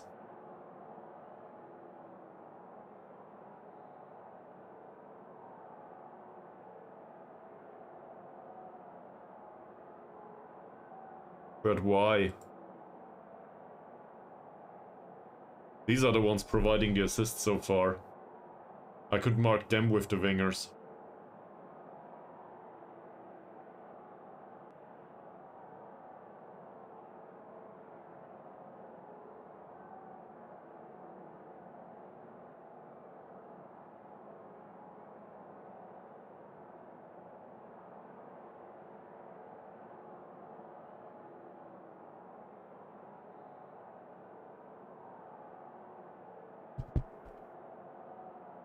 I honestly don't get it.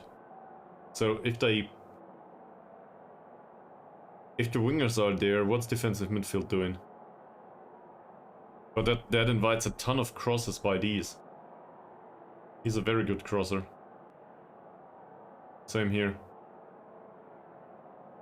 And to be fair, they were never in the area. The fullback would defend. They crossed from deep. So in a winger's area. Which, well, they are better on the attack than our wingers in defense. So I don't think it's worth it to mark them out of the match. That would be a possibility though. And I think that's what I did previously. But it's not like Harsey forgot about marking him. Can obviously do it, but that's not what you told me right now. I get that.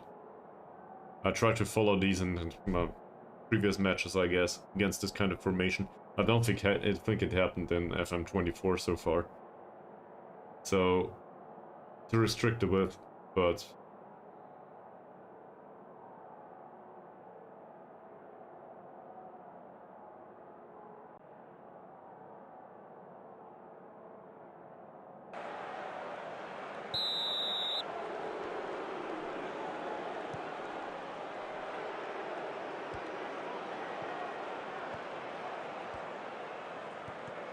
Well, finally, it's a foul. Oh, come on.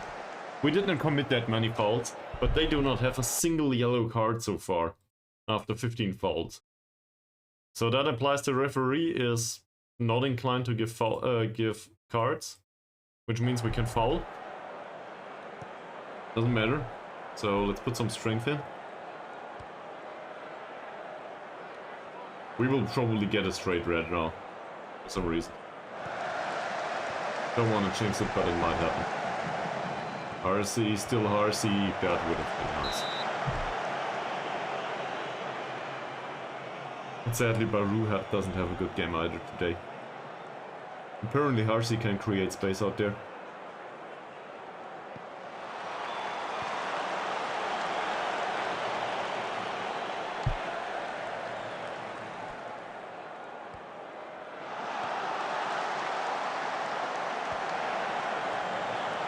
Okay. Okay. Another corner, another chance.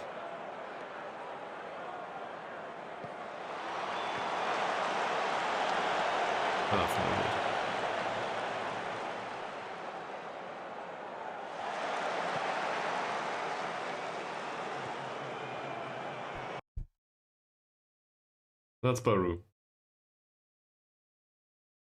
Malik marks him to a degree. There are two players here. Dybala as well as... Dybala is the attacking midfielder. And Abdullah, I think is... What the hell is Abdullah? A striker. It's a striker, an attacking midfielder. That's not a striker, isn't it? Another striker.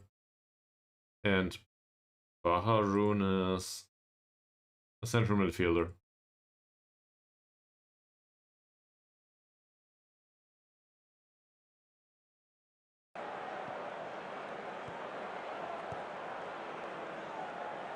I feel like it's about the ones up front that don't help on defense that much. Then again, this is also very vulnerable in the turnover. Well, in both directions, actually. As you can well see here.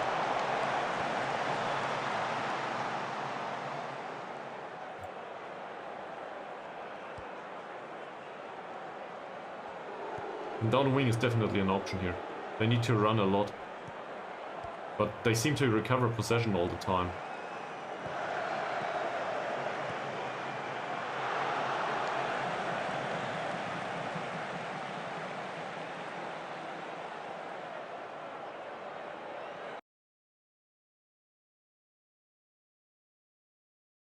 Let's bring him on.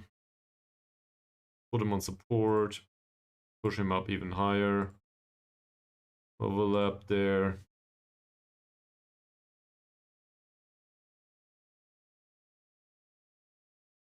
I don't want to go more narrow in attack. Diego would be available. Not that it matters much.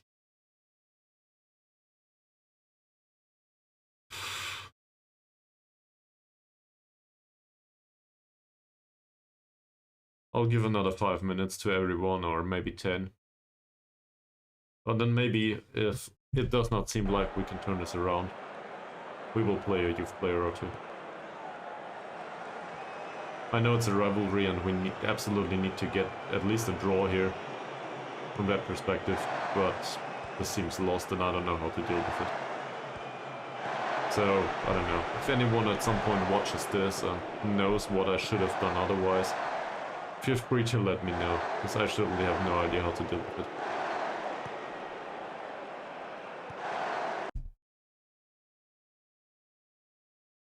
He doesn't follow his target because I just brought him on. Shit. And now there's overload here, right? They don't follow that much. And I don't know why. Of course. So at least I know how it was created. I forgot to instruct the winger to follow him. Or the inverted winger.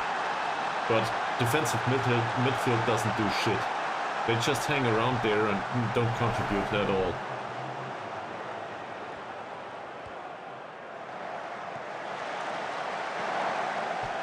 Who's that?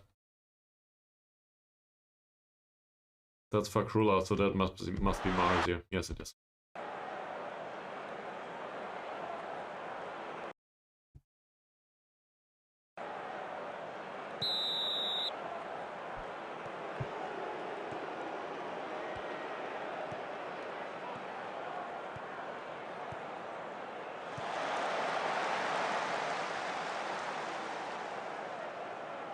Four goals.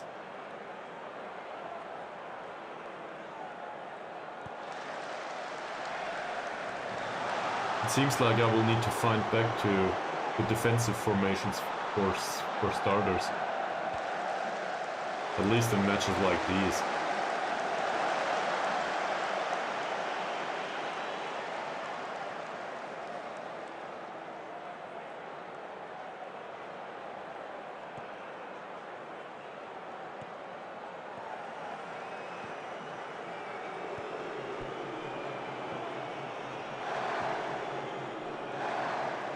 You're very frustrated. I am very frustrated with you too.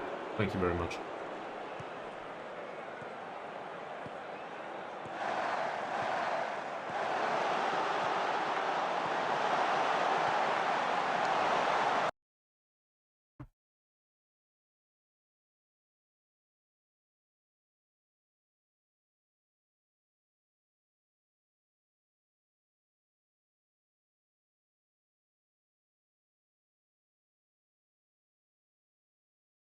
I'll bring on everyone that needs match experience. Not Diego though. Don't care about Diego. Christopher just came on, so I guess Juan goes off.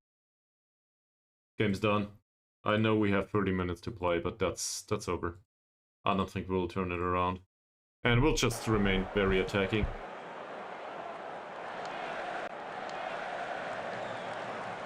On the other hand, quality just dropped by a landslide, so I don't know.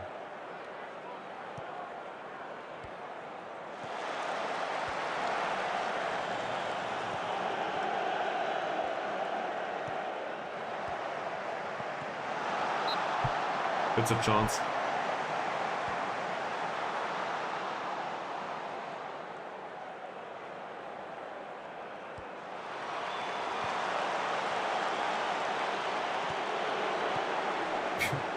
Both. players from the left on the wrong wing. Not bad. Well, that's alright. Congratulations to Fariz Malek. Scores on his league debut.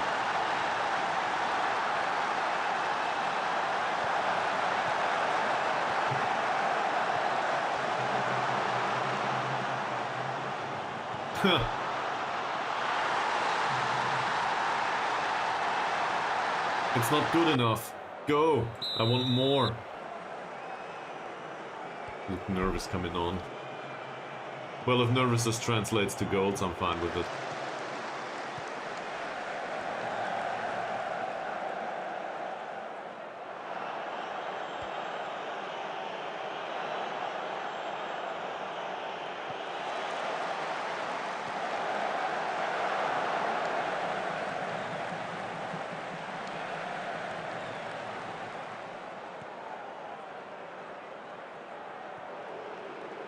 I should probably also... They have very good jumpers. I don't know what I'm doing here. We knew that they have very good jumpers. So we need to play low crosses. Alex Raya is also not one to find any purchase in heading duels. Yes! Finally. Just another corner. I don't think we have any approach that plays low. Well, corners close to the pitch, I think.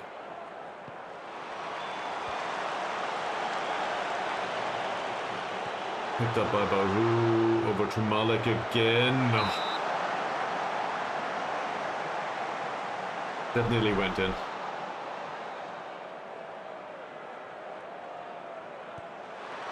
Ahmad.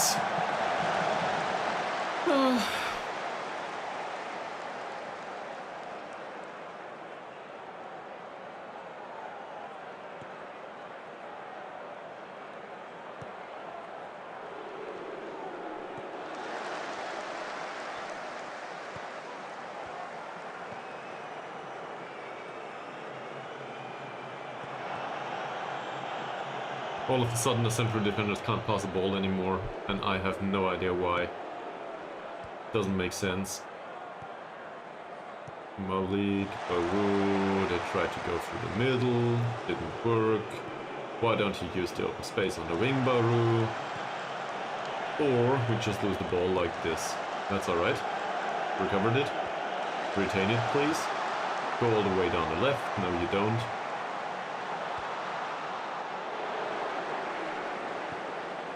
Apparently through the middle is the way to go here. Not bad. So now we have chances. It's just too late and too little, as always.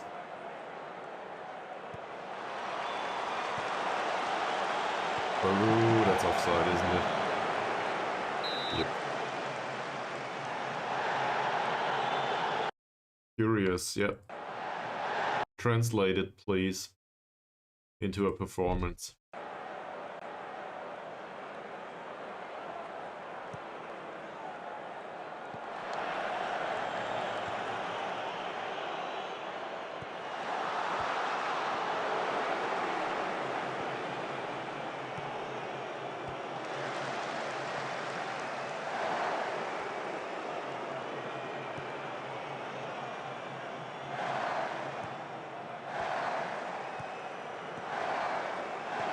The striker, he just has to run. Of course.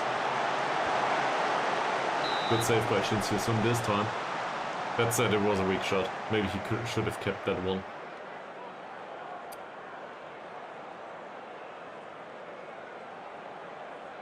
Catched, not kept. Alright.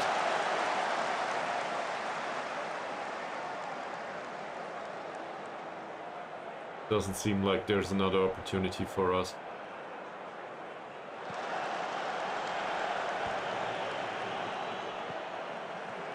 Or is there?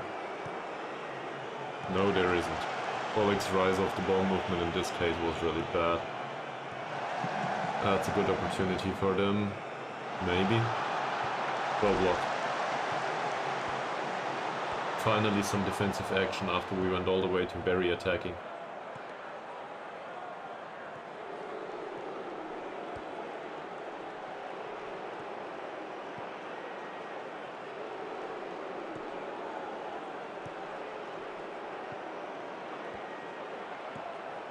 Not bad. Vandal Piga's not a good passer. Malik. We should have played like this from the start. Maybe.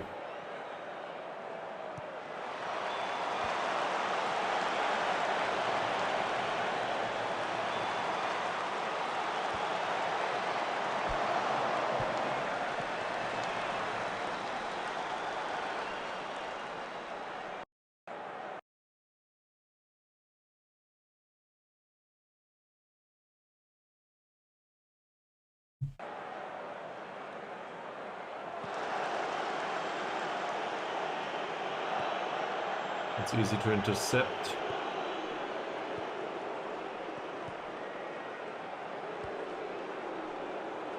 Christopher. Malik. Oleg Dry.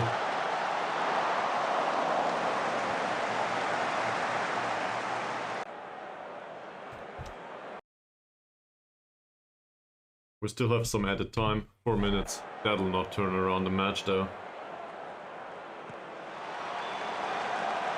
And of course Perez comes to the ball, given that he's a 19-point jumper.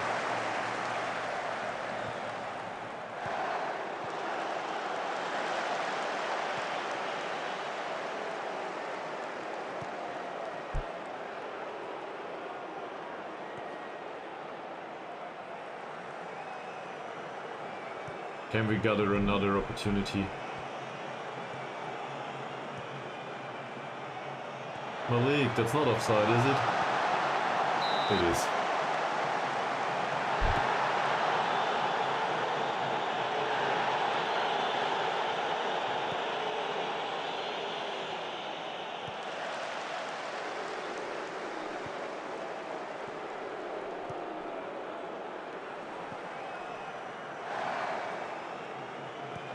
So I think I did find out how to deal with this kind of formation, this kind of play.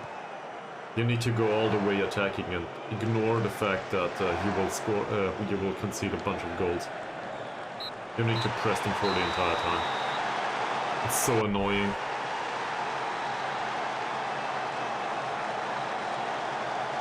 Also, we didn't take our... well, the good chances we didn't take. That's also annoying. I wouldn't know how to deal with this from the start, though. Not sure.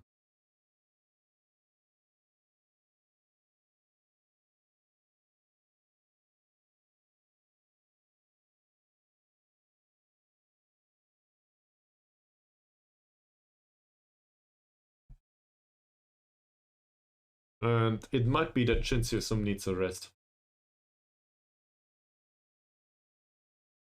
4 goals is a bit much.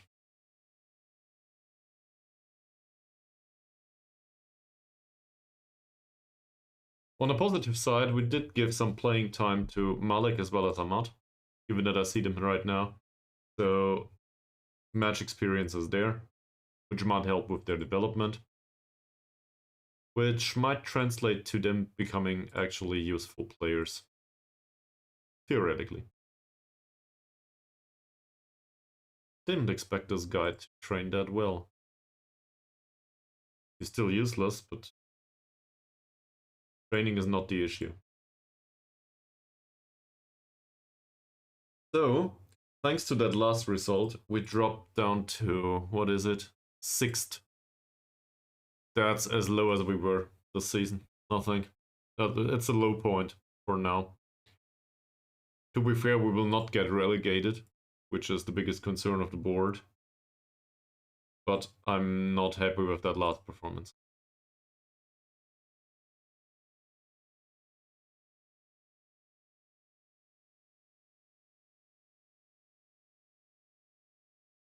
The Rhinos get the better of Sarawak United.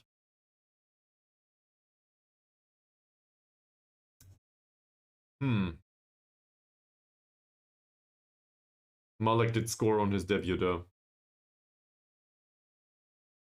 So he's got that going for him, which is nice. Any other thoughts on the match?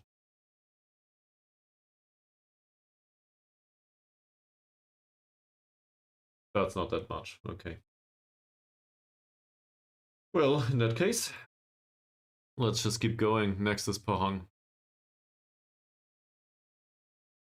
So usually, well, at the start of the season, prior to starting into the season, I would have argued this is one of the hardest matches of the season. Now I'm looking at this and they are at 8 points. So I'm thinking we need to win this. But I still remember that Pahang were up here most of the time for the last 2 seasons. So I'm kind of confused. What's going on here? It's still a 4-4-2. This guy's hurt. That's good, I guess. It's a 17-year-old. What are they doing? We'll find out. Against a 4-4-2 though, maybe we find a weakness in the middle of the pitch, most likely. Basically, the way we were exploited right now.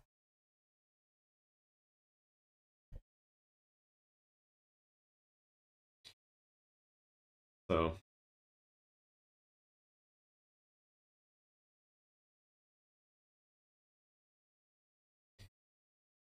Well, if you have any ideas, let me know how to deal with this. Backseat gaming explicitly allowed.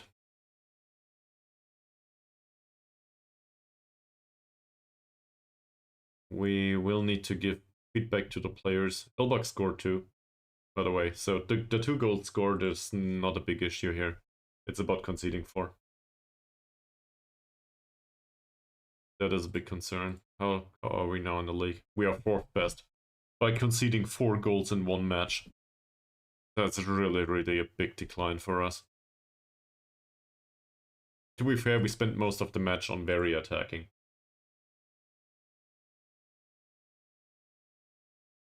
Mustafa is willing to move over to us. That's really great. So we get him for 50 euros a week for the remainder of the season, and the selling team pays 45 of it. Of course. Thanks. You're welcome.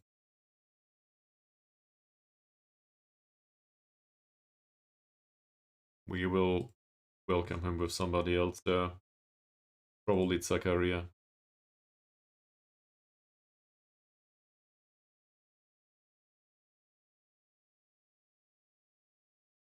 There you go.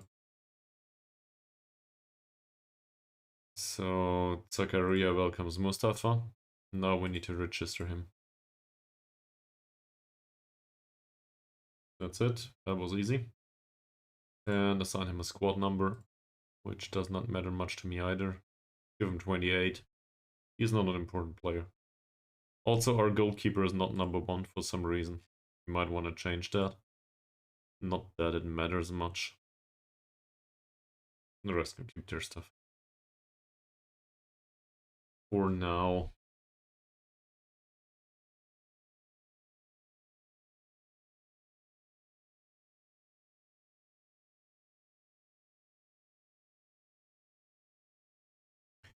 Transfer window is still open. We can still try to make some money too.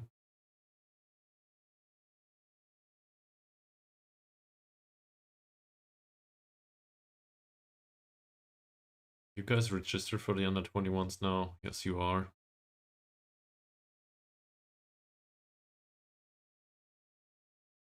Romley's heard 2 to 5 weeks. Yaya's heard 8 days to 2 weeks. These 2 don't matter. Hamza still wanted by Bukit Tambun. I doubt that he will get a contract from that. At least not with us. We could try to sell these 2. Will he make it? We keep him out on loan for another season or 2. Doubtful.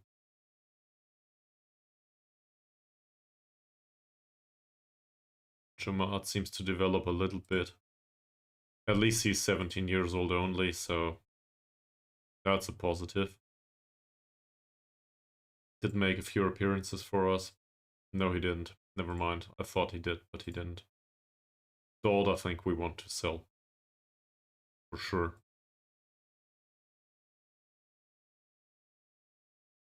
0 to 7k. I will be willing to part with him for, say, 3.5 on installments. Let's make it 2.5. Stuff like this. I need to figure out how to sell these players on that level. Selamat. He's spirited, but he does not fit in our squad. Not into the way we play. He's open to talking to other clubs. Between 1 and 9k, so let's make that 4.5, I guess.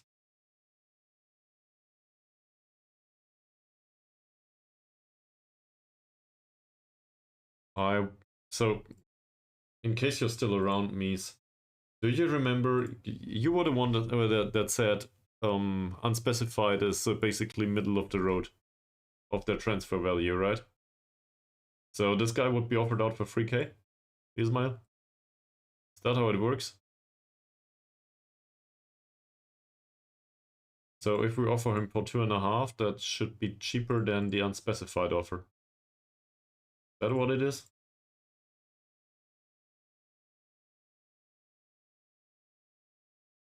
I don't know. Get Roslan out. For any amount of money. Okay.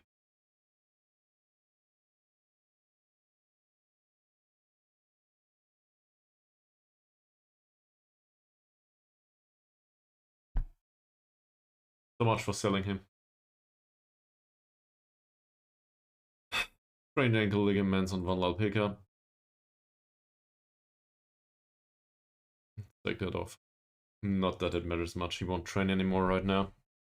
He also managed to sprain his ankle ligaments whilst traveling, I might add. During travel time. I don't know, he went into the bus or whatever, into the plane, and fell down the stairs. The message probably did say otherwise, but that's the only explanation that's reasonable.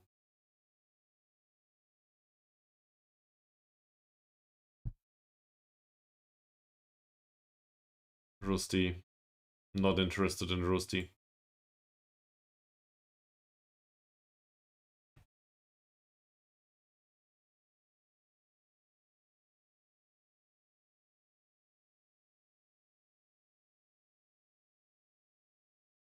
It would be great if we could clear the under 18s. Yeah, under 19s. For example, this nice player, Jeremy Brown.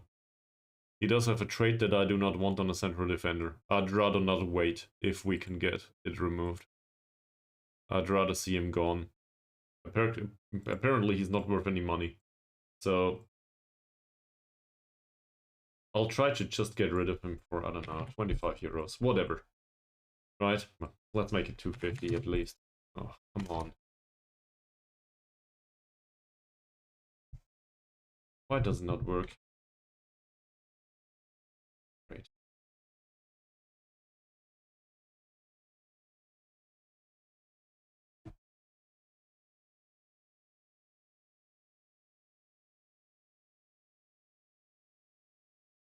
For small amounts of money, this menu is the worst. Okay. So we have that. Ismail apparently is worth 2.5k for some reason. Oh, we offered him out for 2.5k. That makes sense. I don't know, Karim here. Might be worth more. Between, yeah, 1 and 10k. So let's try to make it 2.5, whatever.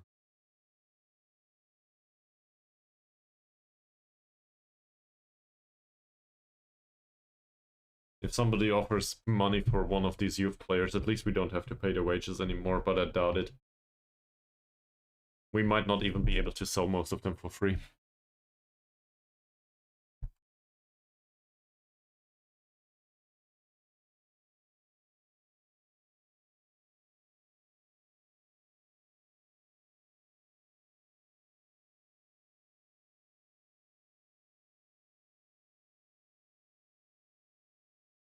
Few shortlisted players near their end of contract.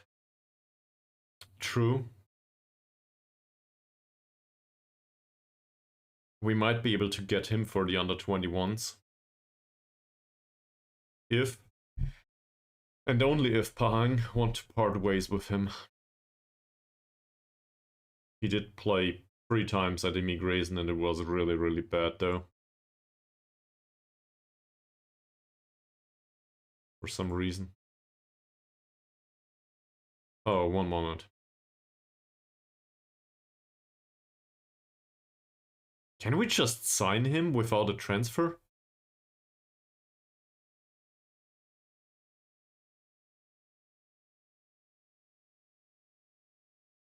Hmm.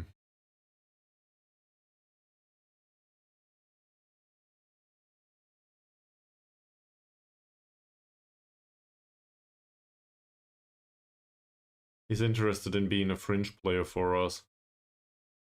That would go through at the end of his contract, yes. So theoretically we can sign him here. I would for breakthrough prospect though. Alright with him. Well man, I'll offer you 30 for a 2-year deal.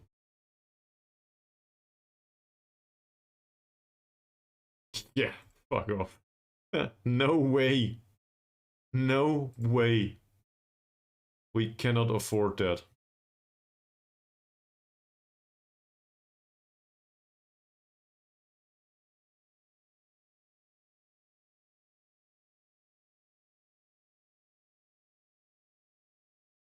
I just want to get rid of him, right? Yes.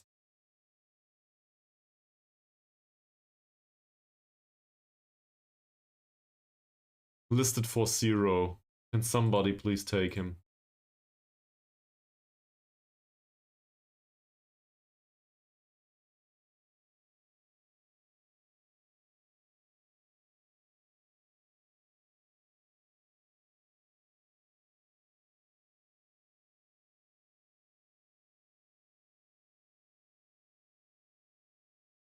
And I don't think I want to wait for Carlos da Costa Lima anymore. I think the fact that he comes from Sao blah whatever et principe, whatever it's called. Really easy to remember. Sao Tome et Principe. Or maybe, oh no, it's pronounced differently, it's Portuguese. Can't pronounce that. But that fact actually is bad for us. So I'd rather get the money for him if I can. Maybe somebody wants to offer 12k. It's bad because of foreign player rules. So let's make it 12.5. Be done with it. And it's very similar for Van Lalpega, but given that he's injured now, that will not happen. It says 20k here. I'll try 15.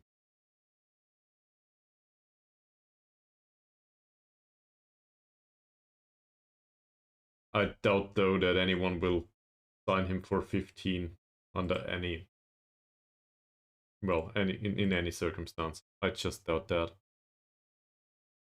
He's hurt, and on top of that, he's very susceptible to injury. If they know, they will not take him in.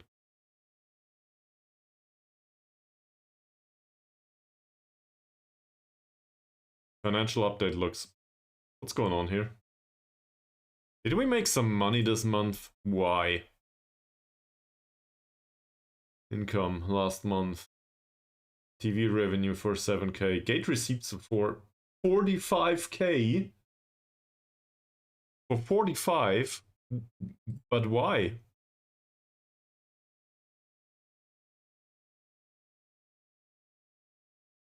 What? But this is not our stadium. We don't get any gate receipts here.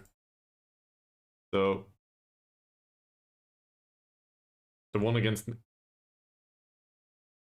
The home match against Negeri Sembilan had over 900 people... No. Yes. 999 people were our supporters against Negeri Sembilan. But why? Usually there's nobody in the stadium. I don't get that. This is a big club. Nobody wants the odd. Nobody wants Selamat either.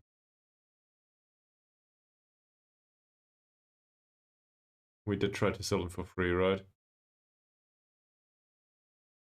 Oh no, we didn't. So this is only sent to the loaning club.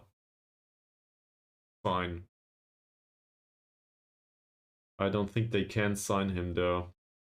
Given that... No, go away. What is it here? Given that they are stuck with under 17 players. This is an educational club, whatever it's called. Youth Academy, that's what I was looking for. That's a Youth Academy club, something thingy. Try to get rid of him for 2.5k.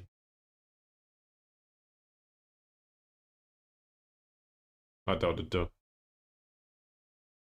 We will probably be able to go all the way down to 0.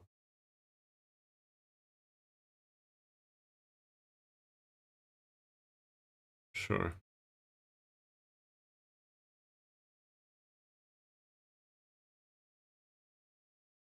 Should probably set him on some kind of training. And well, the composure is fairly low. I guess heading, yes. So that is correct. Ball control, no. Where's aerial? Here.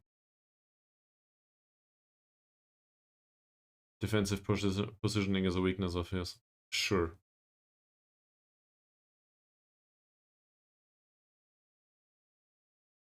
I think we did play this guy. No, we didn't. Thought we did. Well, he might have made it to the bench at some point. That said, I think at this part he can leave. For free, no issues. Just go. And him? Same, isn't it?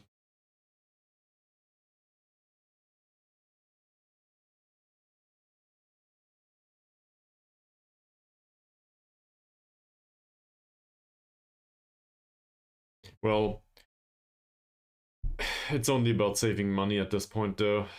If we need to keep the players that have contract until the end of 2027, then so be it.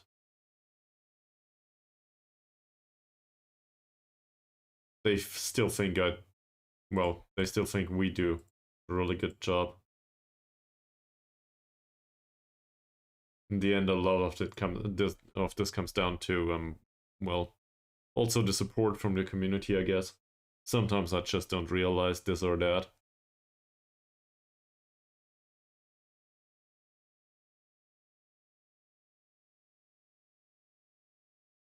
He agreed to a new contract with his current club. To a new non-contract.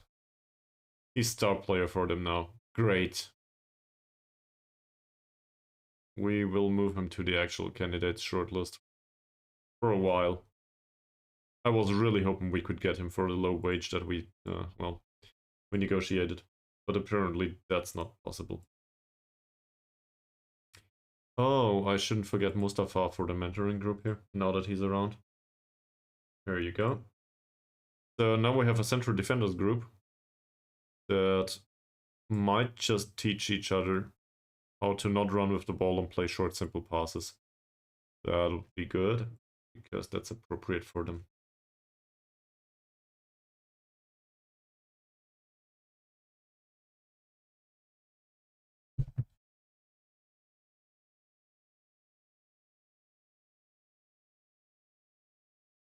I should have stopped playing after last match, I think.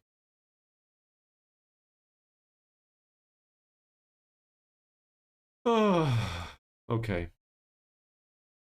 So apparently Abdul Malik is hurt long term now.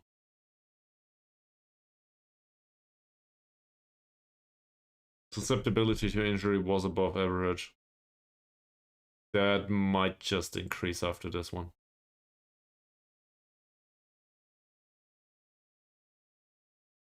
Sprained knee ligaments is a bad one. Shit. How did it happen?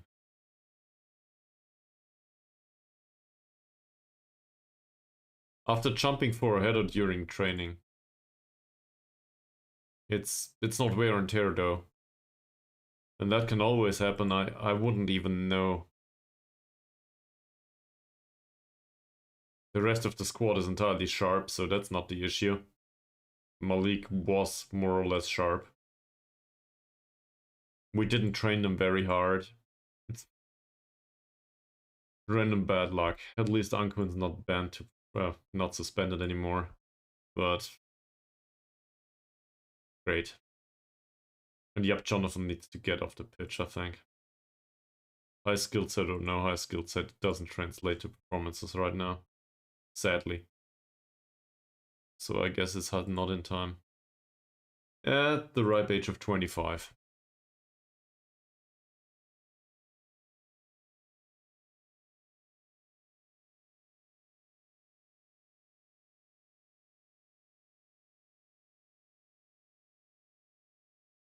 Too expensive.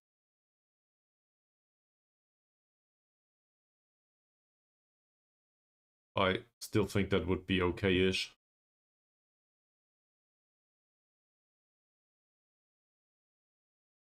He has just been offered a new contract. Yeah, so... What's the issue, though? Okay, we could try to get him. We don't know how much he wants. And we don't know the player that well. We also have 2 right backs that are entirely appropriate, so I don't think I'm interested. Go away. Nobody wants Van Lalpega due to injury status. Kelantan would have been interested if not for the wages. Interesting good is thought to be high. Okay. Da Costa Lima failed to attract offers. Oh, you see the icon? Perfect. Take him. No issues. Oh, at the end of the contract.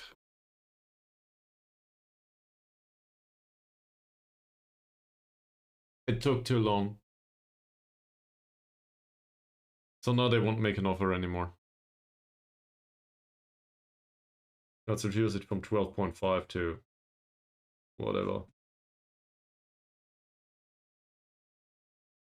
Let's make it 10.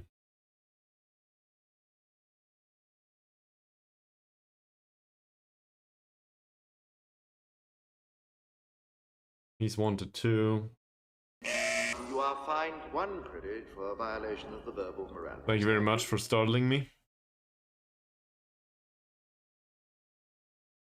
That's very good.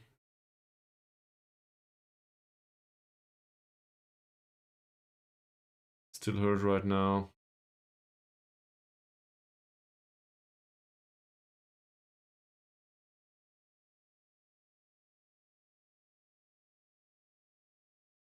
Maybe 12.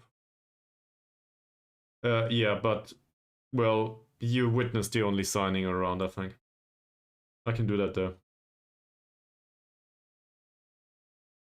Should be fairly easy to do. Given that the only signing that we made is this guy. The central defender. You know, the backup option. The other one decided to remain with his current club on yet another non-contract. And now he doesn't want to talk to us. Well, I didn't try. But, you know, after they sign a new non-contract, they usually stay with their current club. So, that's it. That's the only signing. Also, you might have missed, Malik decided to tear his knee apart in training. He has sprained knee ligaments now, due to jumping in training and then not being able to land. That's not a big issue though, because Van Lapega Guid also decided that sprained ankle ligaments are totally fine. Very similar occasion in a training incident, apparently. And what's left? Well, that's it. At least we did avoid the signing of the more expensive player. You know, the one that decided to retain his non-contract status.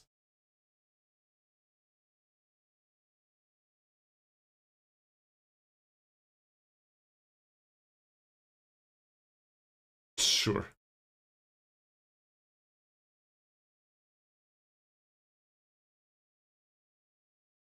Yeah, the biggest issue though is we can't sell him anymore. I was willing to let him leave. That's the biggest issue.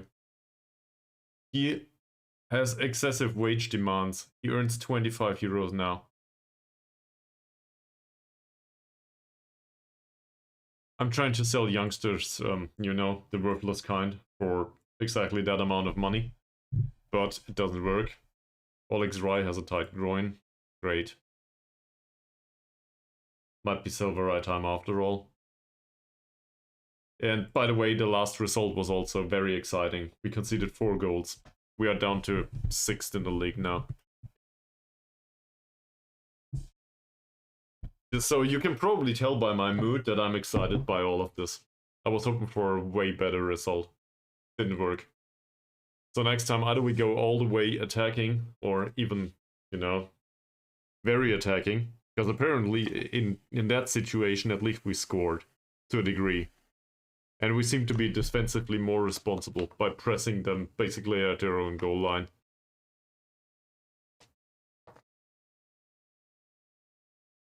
Or we go very defensive. Nobody wants Dort. Nobody wants Selamat. There's no transfer coming up other than Diego being gone after this match.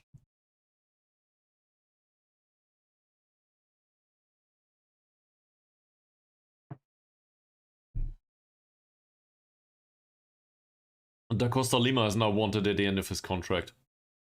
By 4 clubs, I might add. At the end of his contract, not right now. I wanted money. We won't get any money. So we would need to extend his contract in order to get some money for him. The good part is that's probably possible for 70 euros a week, given his skill set. Or lack thereof. The bad part is I'm not sure if I want to pay that. And well, it might be more useful just to let him leave at the end of his contract and that's it. And then he will develop somewhere else and I will bite myself in the backside. That's a thing. There's a saying in English, by the way. In German it is.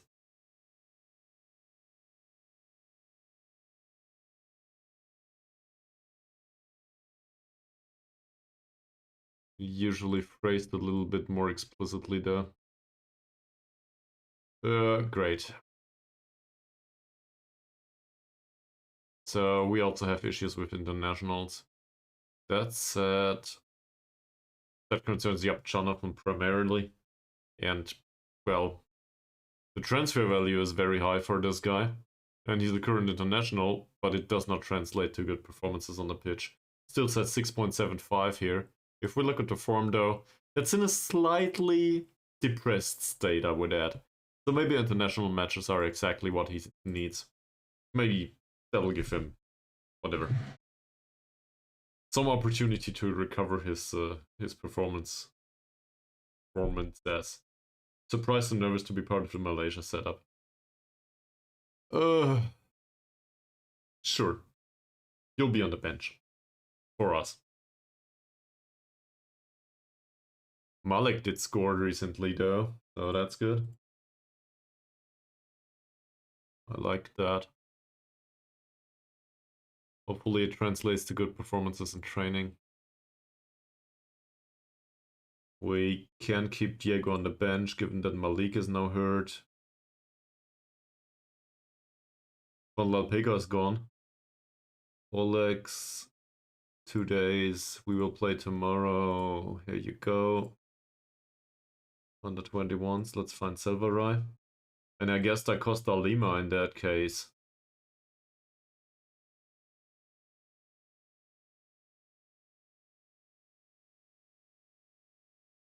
And we'll do away with Ahmad. And let Mustafa be on the bench. It's not against Ahmad. Or maybe it is.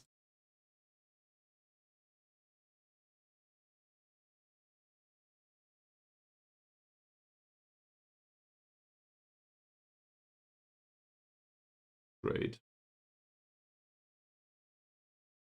bench setup in this case. This feels like zombies. Undead. Da Costa Lima basically is done. Diego's more or less done. Malek might not make it. Yep, Jonathan mentally and from a form perspective does not deserve to be here. Even though he's the player with the most skill most likely in the whole squad. Mustafa, well, his career is more or less over. He's a backup option. Batrul Hisham, same. Fazail is backup by definition. Christopher maybe isn't. And Selvaraj might have the potential to, at some point, break through into a backup role in the squad at best. For now. So Christopher versus Harsey is the only decision here, and I guess it's Christopher time. Looking at the 4-4-2.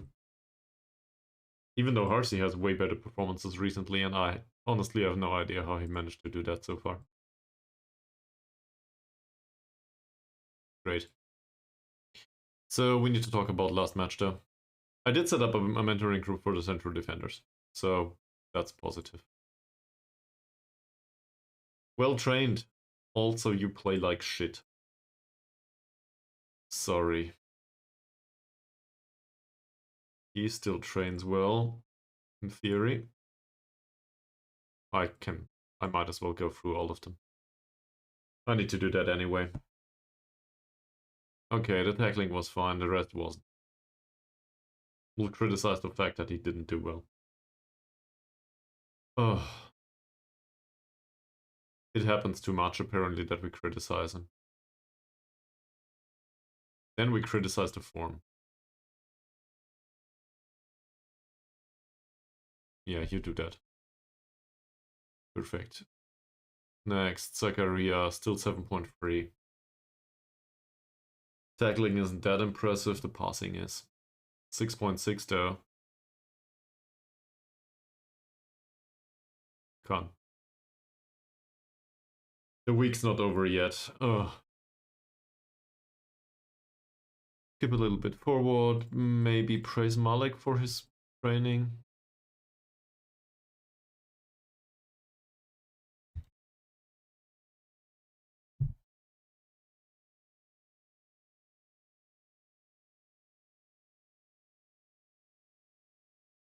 The injuries are really annoying. I didn't expect that.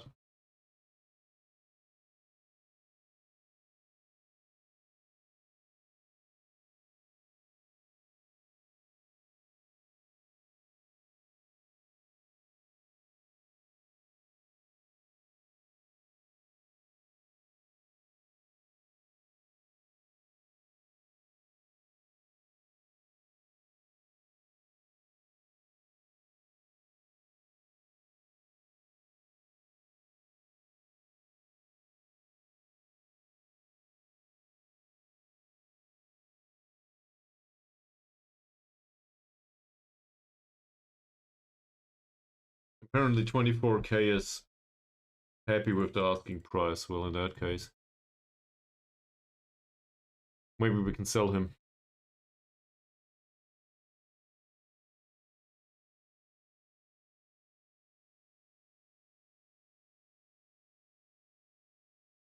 It's too expensive. I thought it was better, but he's too expensive for the amount of quality that he offers. It's close, but not close enough.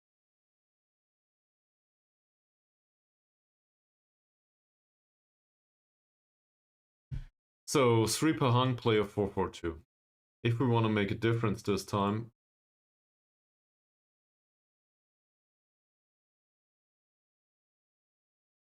he didn't do well recently. And this form will not do. So I criticize this.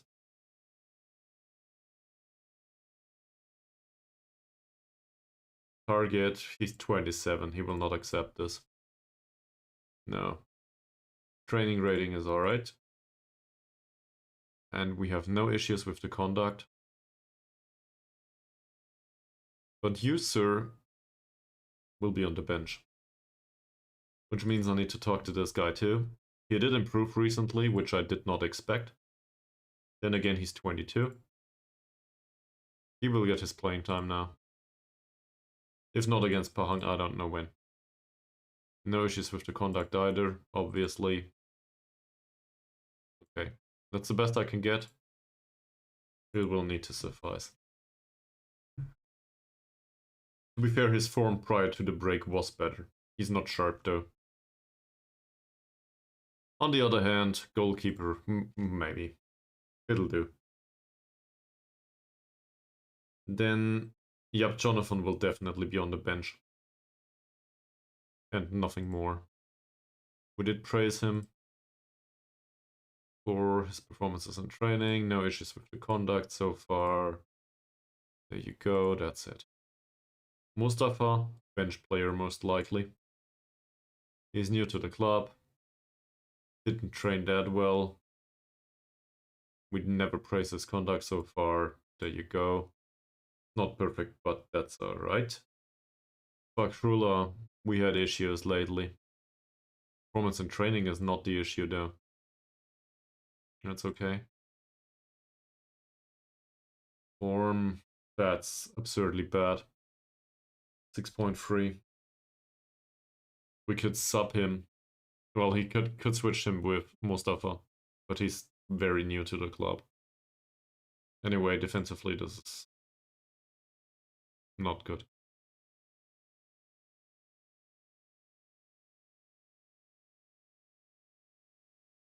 Mahazir didn't do much better.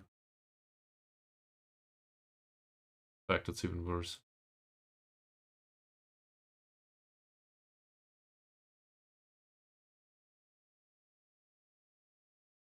So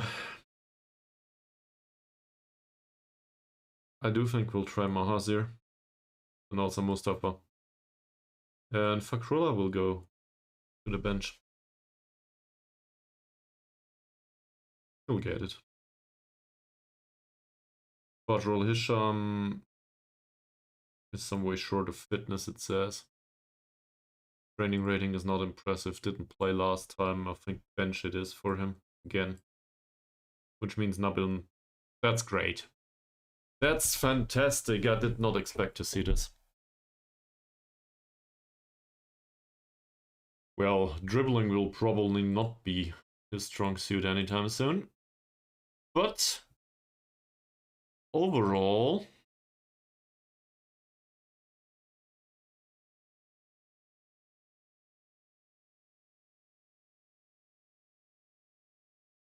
that may well have put him past Badrul Hisham in general. I wasn't aware that this is a thing. But yeah. At this point, he's starting to become better. I mean, we signed him as a fringe player, and Badrul Hisham was supposed to be the squad player, but apparently he develops well. Not well.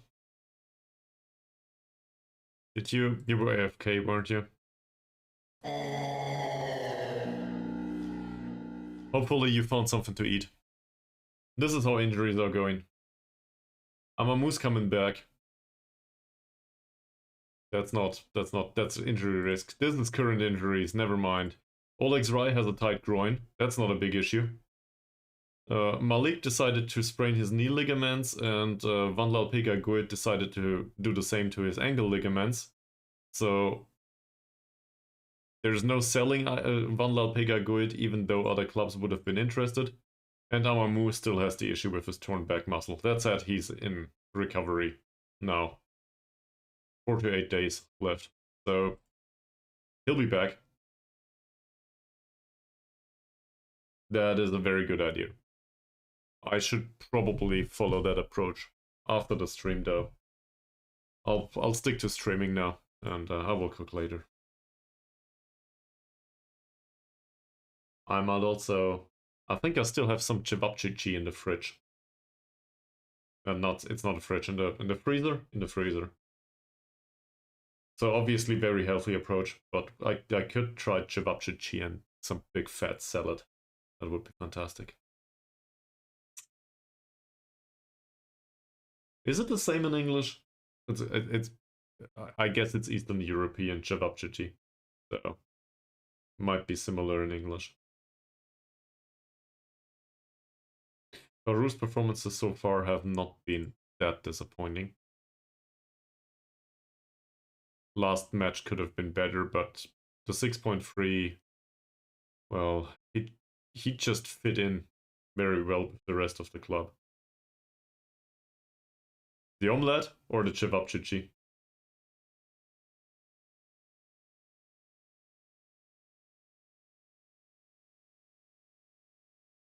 Uh, self-bought. I could also do self-made. It's not that hard. It's, you know, it's ground beef and whatever spices. But it's something that I very much like. Also, I don't think it's that healthy, but whatever. I guess you can promote all kinds of nutritional trash on Twitch as long as it's not smoking. That's not to say that smoking is any good though. Or alcohol. Obviously, that's also very unhealthy. We could try Harsey, but against a 4-4-2. Then again, Christopher's performances recently have been alrightish, but not impressive.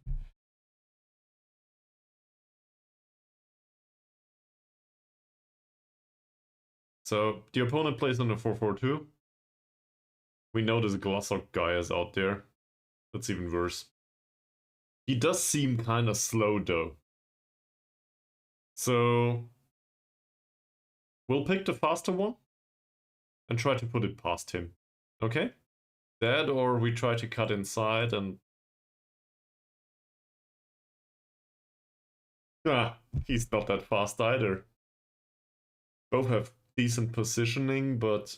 So who's the faster one of the two? Where is he? RC is a 13 and 8, and Christopher is a 12 and an 11. So I guess Christopher's the faster one of the two. Congratulations, sir. Cut inside and go past them. That's the hard one, though. The hard side. This shouldn't be much of an issue anymore. We don't have a choice here. Neither do we have a choice there. This one, as I said, Nizam. Just forgot to put him in here. We decided on that, given the performances of Yap Jonathan, so that's also an easy pick. Great performance in training. Not. He's 25. How about the training? He's not sold on the idea. Fantastic. Thank you very much for having this talk. So we have a replacement for the central defender. It's called Fakrula. Diego, because there's nobody else around. RC, in general, because he belongs on the bench, and the rest is hurt. So the rest will be substituted with under 21s players. In this case, Da Costa Lima. We have Selvaraj. We figured that out earlier.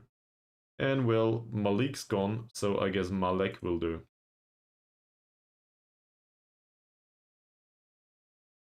I didn't expect him to break into the first team on that much of a repeated basis, but I guess it is what it is. Alright. For next match only. Our balanced mid block didn't work at all last time. These are an absurdly bad morale though. Really bad. First touch is fairly low, composure is fairly low. Not sure how to deal with him there. I don't think we need to do anything in particular. The first touch is not low enough. That's... What are they doing?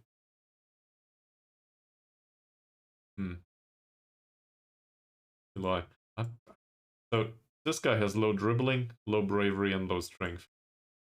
Funnily enough, he's one of the better players in the squad so far.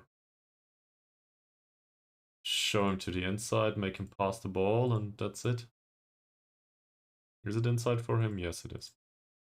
Abdullah. 5 to 8 points of tackling, a 17-year-old, left-footed only. I think I'm starting to realize why they are down there. If I look at this. These don't even have faces, so they must be new gens in the first generation. This is their striker combination for next match. So hard tackling, we said. On him, not so much. He's a good passer. Off the ball movement seems decent too. Tries to play way out of trouble though. And defensively not very solid. So I'll try tight marking, that'll be hard. Same here. Good passer. Off the ball movement is decent. So that'll be an issue.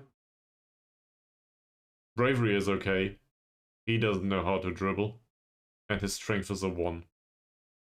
So he's very brave, but we can just push him over. Is this a case of a hard tackle or is it not? I mean, he might not be impressed by it, but we can still hurt him. We'll try this. We were way too good, I guess, to the last opponent.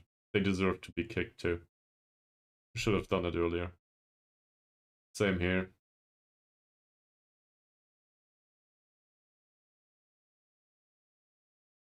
We'll show him to the weaker foot anyway. And the first touch is a 5 and the composure is maybe a 7. So that's a case of closing down. He's not that bad, but slightly... Well, he's still fast. He's getting old. 31, that's still a good player though, overall. Positioning is a 6, so I don't know, maybe average, not good. He doesn't need to be marked for sure. Never ever. Also, jumping's a 5. His jumping's a 6. And he can't play a pass though, sadly. That said, neither of these is very fast. Yeah, he is. Okay. So down the left we need pace. Down the right we might need skill. How fast is he? Yeah, fairly fast. Glassock, that's a very good player overall. Showing him to the left foot might help a little bit to ease it. Dribbling's fairly low, bravery and strength are very high. I doubt that we will have most of the chances there. I do think though, going through the center of the pitch, look at this, tackling's a 7, tackling's a 6. Positioning seems to be fairly high and very low here. It might be a reliable option to go through the middle. So we'll do that. Floated crosses make sense. I think the wide defender Glassock is the only one that can jump. That he can though. Yes, we can, obviously. Sure. Thank you very much for bringing that up. So, give me a second.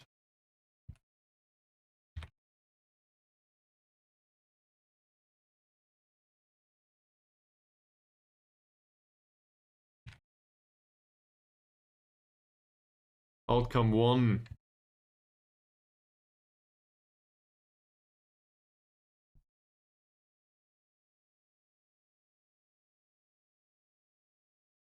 It'll be a draw. Takes a while, sorry.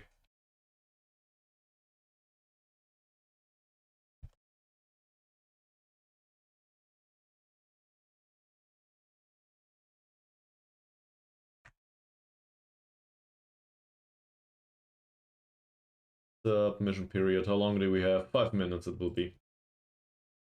There you go. You have 5 minutes to place your bets. And then I expect everyone that wins channel points to sacrifice it all on some weird sounds. At least have some fun with that. Dribbling's low, bravery's low, strength is low. Why don't we tackle this guy hard? He can't jump. It's a 6. He can't jump, it's a 5. He can't jump, it's even lower. He also deserves to be tackled hard. Hopefully no red cards. He can jump, as can Juan. Christopher is a 4, but it doesn't matter. Because on his side there's the guy with the 16 jumping. We will not compete in jumping there. And he's a 3. Do we have anyone else on the right side that can jump maybe? Da Costa Lima's a 4-2. So forget about that. That's that. Opposition instructions are done. Working the ball into the box is still okay. Going through the middle is okay against a 4-4-2. The higher defensive line still makes sense to me. Mid-block is alright. I have my issues with the balance recently. We do concede too much. Maybe we need to go cautious in the future. Or positive. Either way. That's it. So, I think we have it all for now. Did I forget anything? Somebody tell me if I did. Let's go.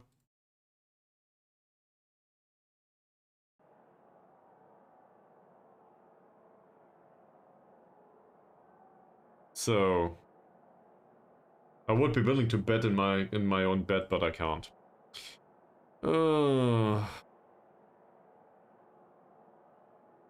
Apparently you cannot gain channel points in your own channel, for whatever reason. Probably because it doesn't make sense. The last one was horrible.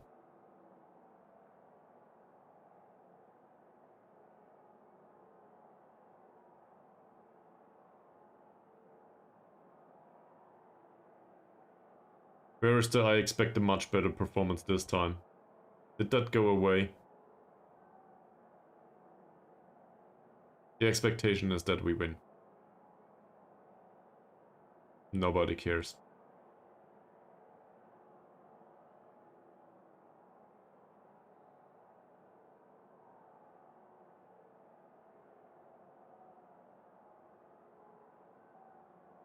I'll stick to this. Okay, I'll do a bathroom break, and then we'll go to the match. That also should sum up the time for the prediction nicely. Yeah, beep.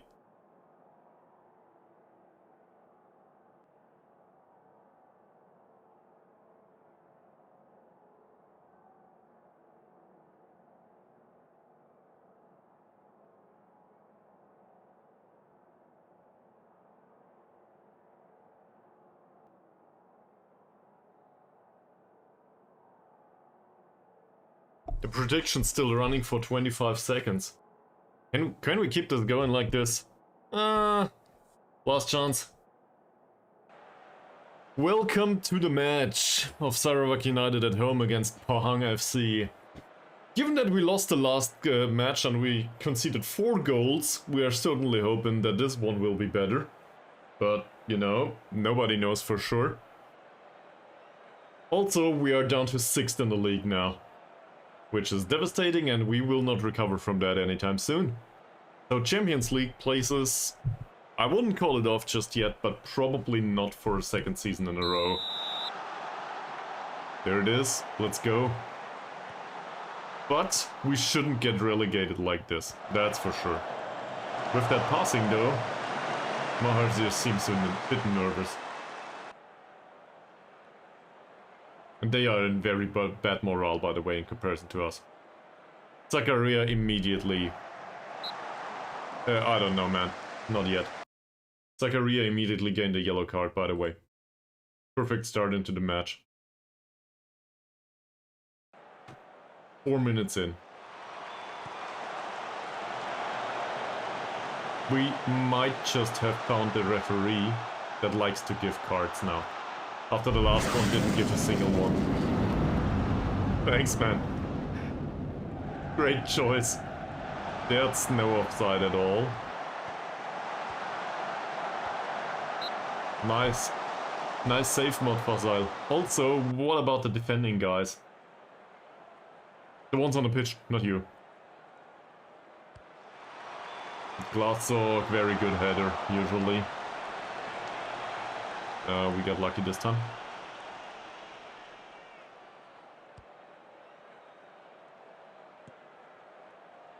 Alright with me. Nice.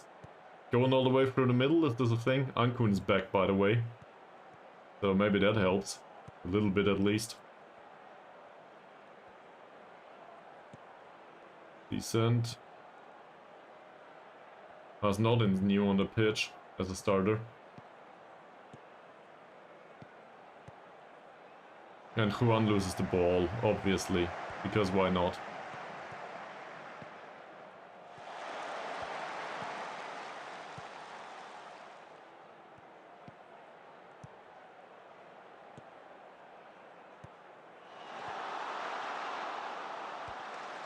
This entire pressing thing still seems to be an issue. Flips the crossbar. I don't trust it. So they created 2 chances now, and both times on the wing they had some space. How did that happen?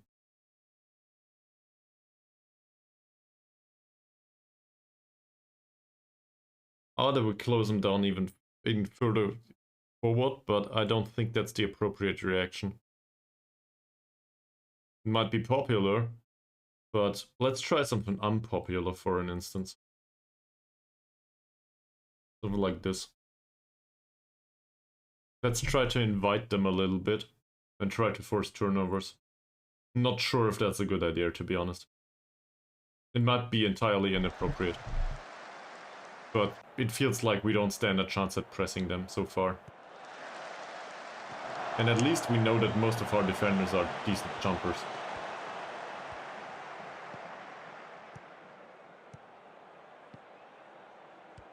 Good dribble so far. Cross isn't bad either. And that's... what is that actually? It's a goal! Who cares what it is?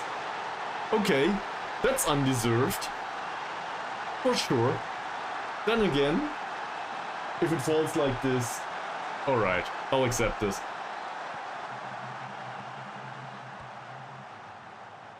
Won't take us all the way to the moon though.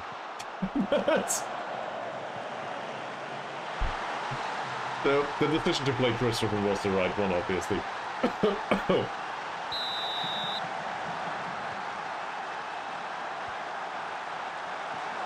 And now we do a low blocky thing. Hey! I don't deserve a song for this. It should be cheers or something. Not a song.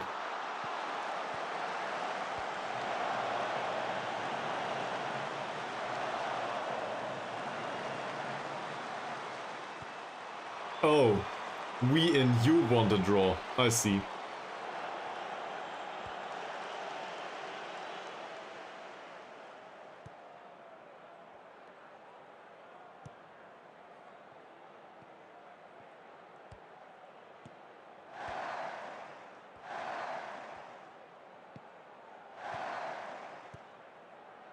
It does seem like we have a little bit of possession and we do find space here. In particular down the left. For some reason Christopher is faster than Glassok. Floated cross didn't help this time. Maybe another one now? Nope. Zakaria? Oh. Now we're in trouble, aren't we?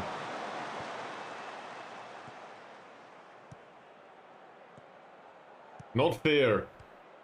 Also welcome to the stream, by the way. I don't think we've met yet. But thanks for betting with us. You might gain a ton of channel points that way. Well, the last match didn't go well. I will be careful not to heed your advice. It might be against us. Well, against Sarawak United in that case.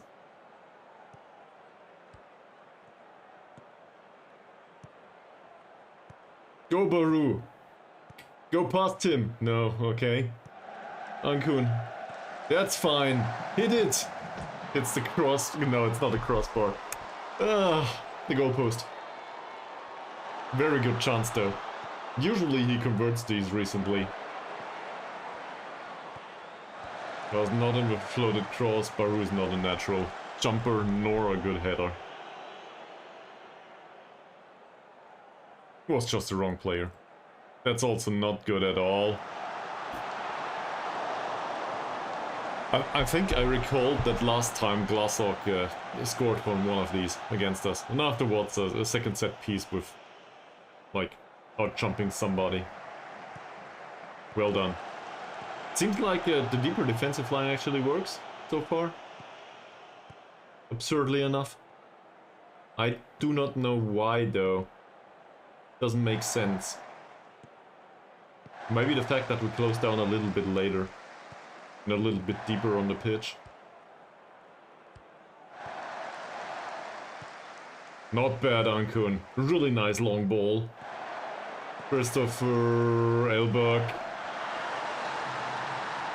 I wouldn't say your points are lost, man, but...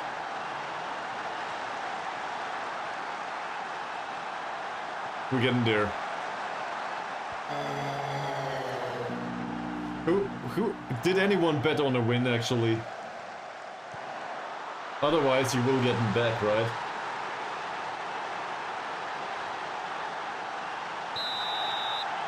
Who bet on a win?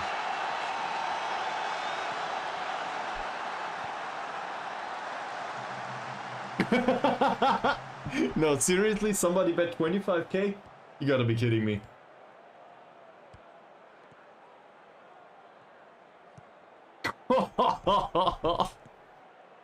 Ouch! Well, in that case...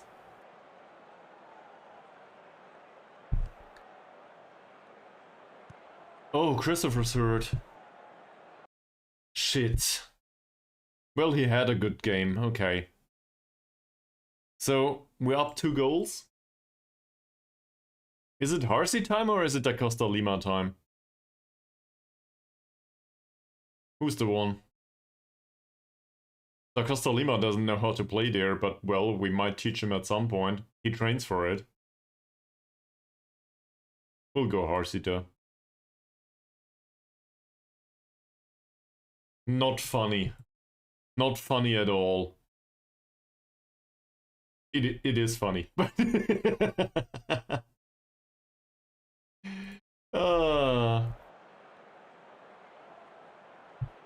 I was really hoping for, well, anything without a bunch of injuries. What's he got anyway? Lower leg, whatever that means. It's the next with sprained something, probably. This time, though, didn't get it in training. That'll be another corner. I'm not sure if more physios will help, man.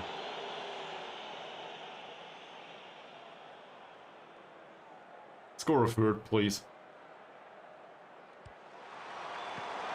That could have gotten better.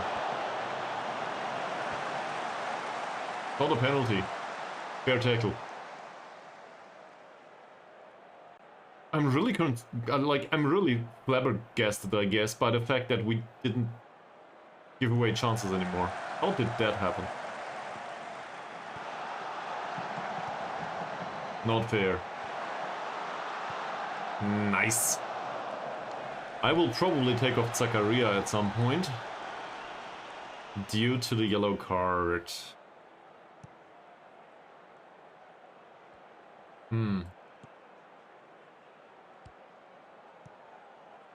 Don't let him have a shot. Acres of space down here.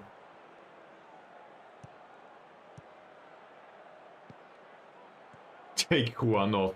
Why? You just want me to lose. We will not. Ooh, on a yellow. With a nice slide tackle, apparently. That's why you want me to take off one. But he doesn't hit the goal, man. He doesn't know how to do this. He knows how to jump and then head it past the goal, too. Well done. Counter-attacking opportunity? Seems like it. Nice. And who is that? Harsey. He delayed play way too much. It's just a corner. Oh, that could have been much worse. For them. Much better for us.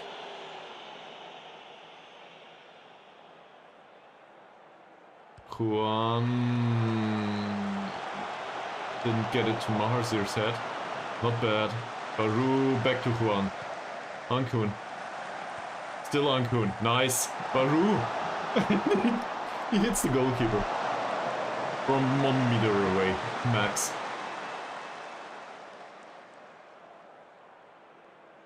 Pass not in throw in. Harsey back to Zakaria this time. Okay, so we retain possession. Mustafa, by the way, is new. And apparently that was an interesting ball, at least according to the goalkeeper. Did come out, didn't claim it. I consider that a mistake. Not bad. Yeah, well. Took him a while. It was well placed. Sadly also saved by the goalkeeper. Ankun takes a corner, now that Christopher's off with a leg injury apparently. Glaslock is very good defending these days. What happened? Apparently nothing. Baru, we didn't give him a single chance now. That's an interesting choice by Glaslock. I don't think that would have been needed. Then again, let's make it free.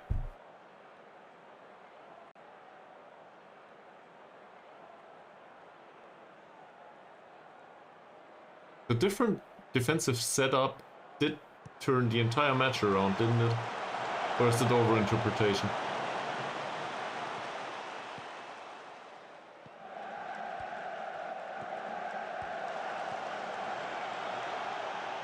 I honestly don't understand why, though.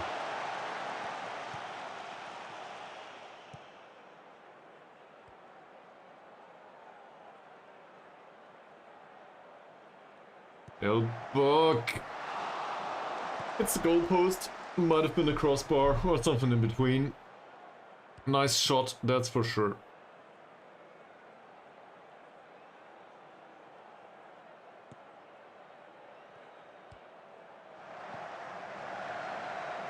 Juan and Harsey exchange passes. Will he go past his man? Vlasok's a very good defender. I guess we'll have another corner. That's corner number 6.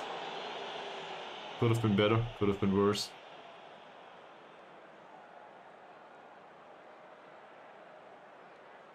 Ankun takes the corner. That's nothing.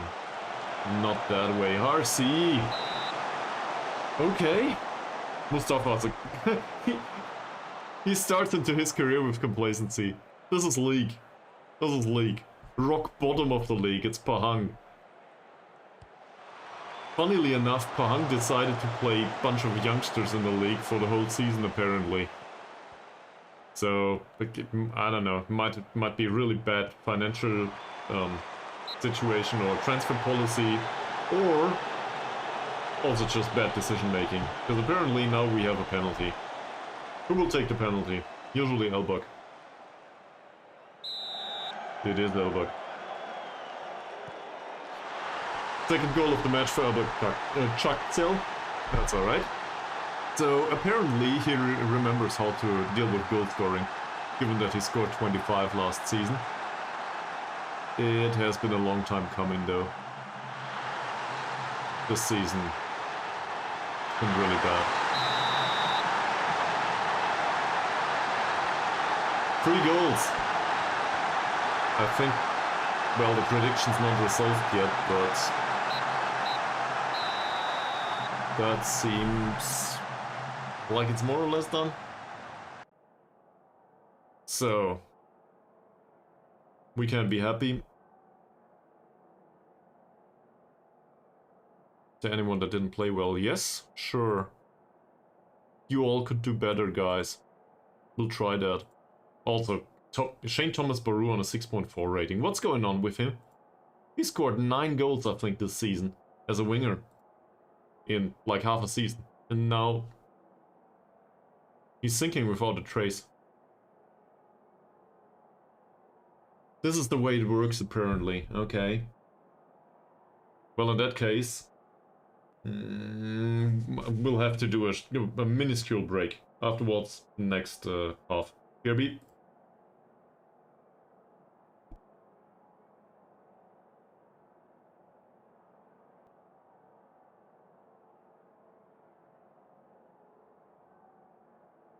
Alright, let's see the second half.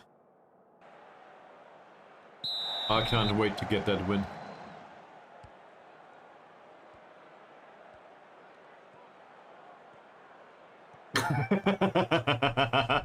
The fact that you need to put an emphasis on the genuine question is perfect.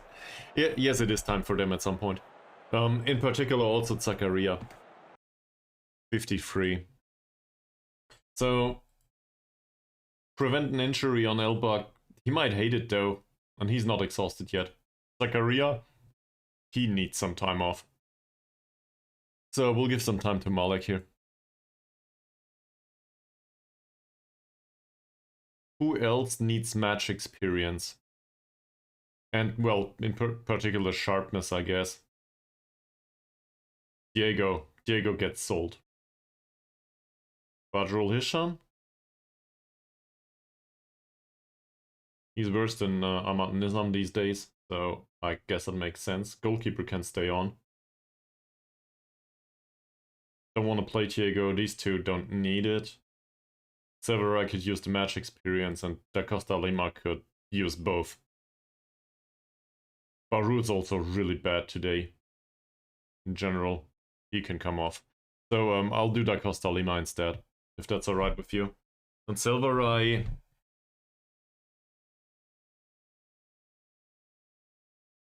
We're at 4 out of 5 though.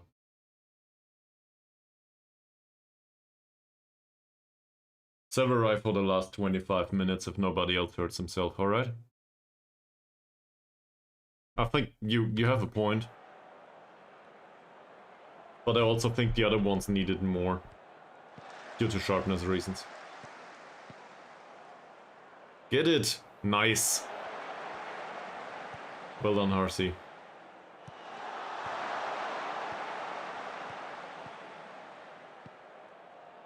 Apparently he also wants to score.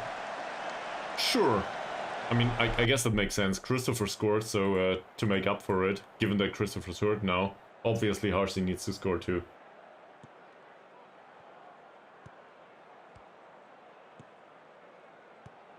That, or he just plays because there's nobody else around. Well. Get it over with. Score a 4th.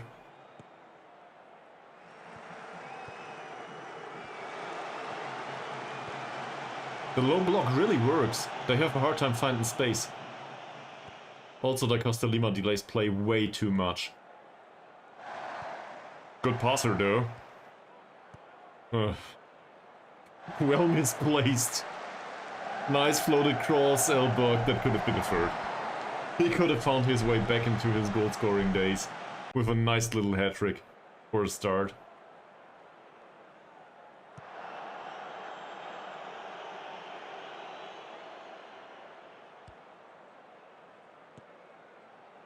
Not bad.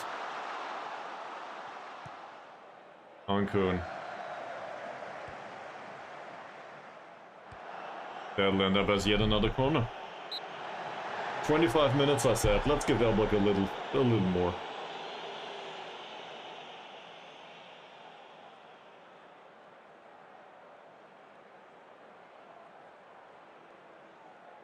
Ankun takes the corner, and Glassock's there to defend yet again. Is this offside? Might have been. It's not. Malek scored from that position recently. It'll be another corner. Let's give it to Elbug again.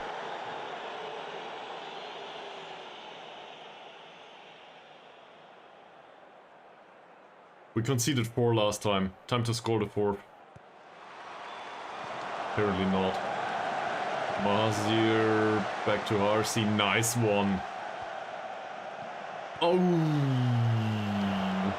Well, the area was certainly threatening. It was well intercepted though. Juan with a header. Okay. So I guess that's it. Selvaraj time. Hopefully nobody else gets hurt. And also, this wouldn't want to lose this match, right? Or get a draw. We want to win this after all. Mustafa's on a yellow card now. That's also an issue, obviously. I didn't consider that.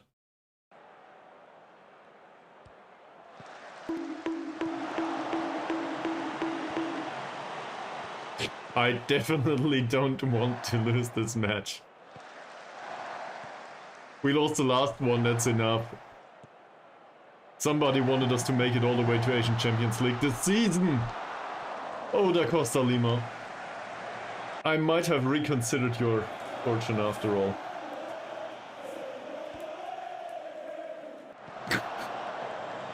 It's a bit early, Mies. Wait a little bit.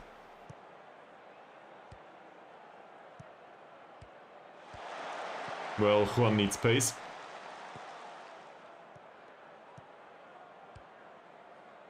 That's very easy to intercept again. Selvaraj, nice one.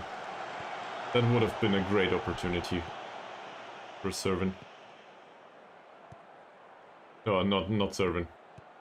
Ah, it was Servant, right? I got it wrong. Selvaraj provided the pass, yes.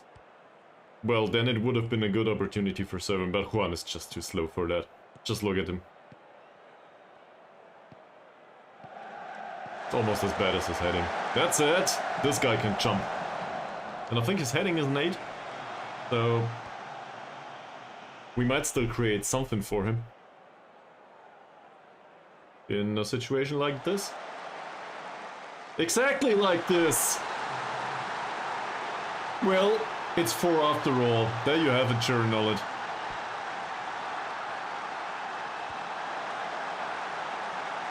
Now, obviously, he will be in the first team all the time. Perfect!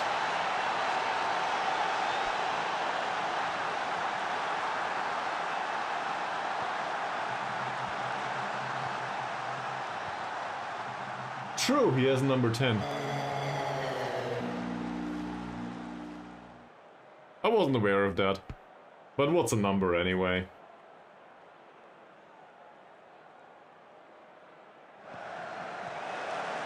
No, but honest question.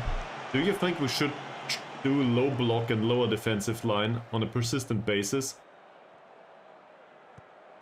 Apparently this is a thing, at least according to this.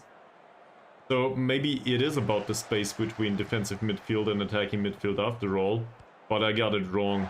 We don't need to push up that high. We need to be lower on the pitch to congest the space even more in the defensive setup. And then try to attack anyway.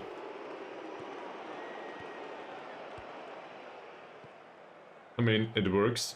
So I guess I can see the appeal in that. But it might also be just due to the fact that they are a very bad team.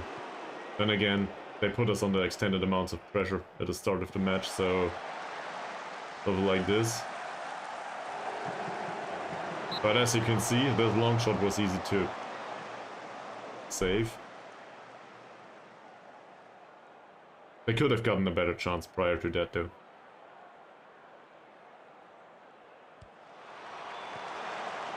Sarawak now does a defensive job.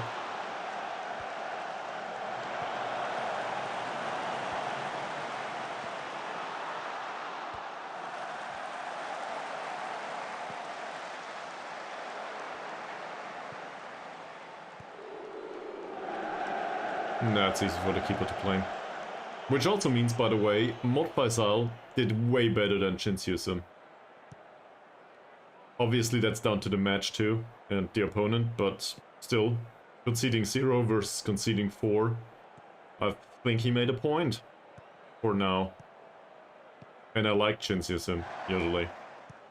But this season he's been interesting.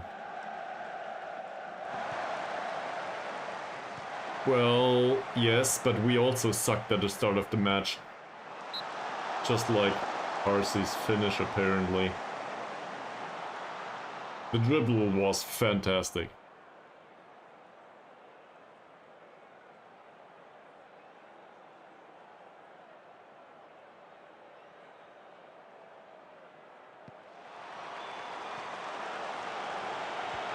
Juan has the ball again. No, it's not. Yeah, yes, it was Juan. I'm starting to confuse Juan Servant and Mr. Selvaraj. Nice one, Selvaraj. What's the first name of Selvaraj anyway? Should know. Neil. Easy.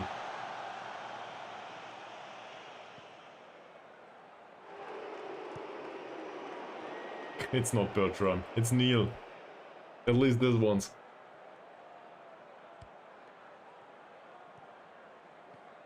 1 minute to play.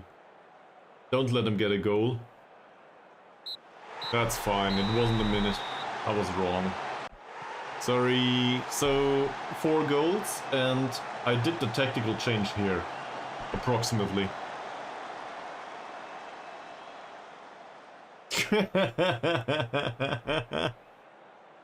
Well, so we praise them all.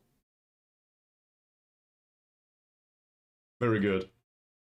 Zakaria might be suspended next match. That's an issue. We go back up 5. Manage prediction. Sarawak United 1. Yes, I'm sure.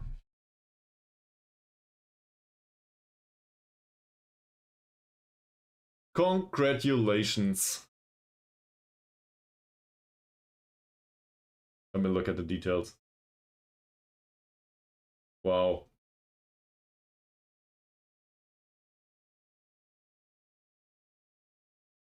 Spend it all on songs. Yes, you might. That's really bad. A pulled calf muscle. That said, 3 weeks is something that we can cope with, right? What's next? Sure, the cup game against Kelantan. No problem, we lost that one last time. They're also shitty, apparently. That said, there's a 14-day gap. That's very good. So, also semi-final is covered in TV. Yay! Away from home. Boo! Well, we'll leave him to the physio. Mustafa made a debut, and immediately we didn't concede anymore, so that's an issue.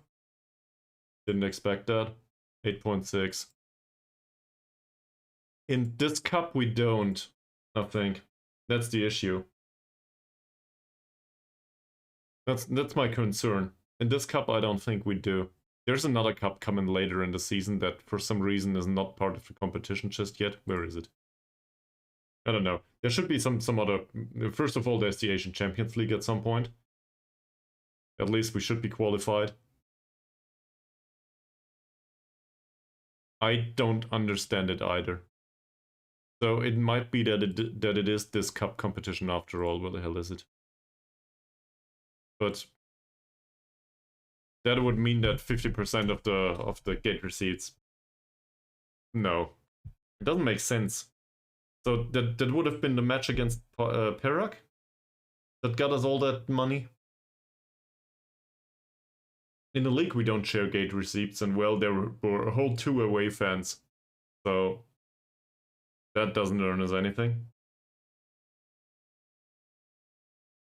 So I suppose it must have been a match against Nerogeni Sembilin, given that there were 1,000 supporters of ours in the stadium here, for whatever reason, because, I mean, it was a cup match at home, so I guess that counts.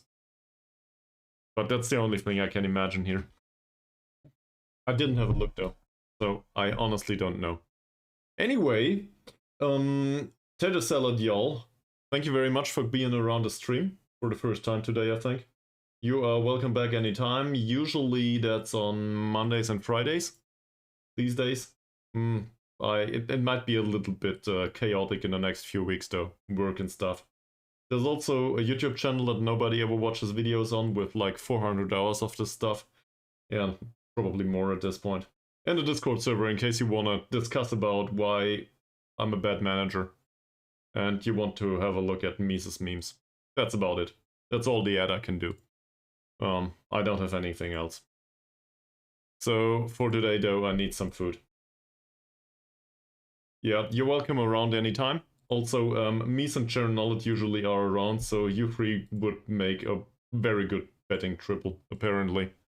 And as you saw, you can also interact with the stream with sound bites for channel points and stickers for as low as 1 bit, because I can't go any lower.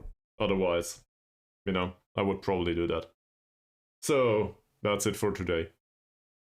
Have a good evening and a nice weekend, everyone. See you soon. Bye. Yes, we got a win!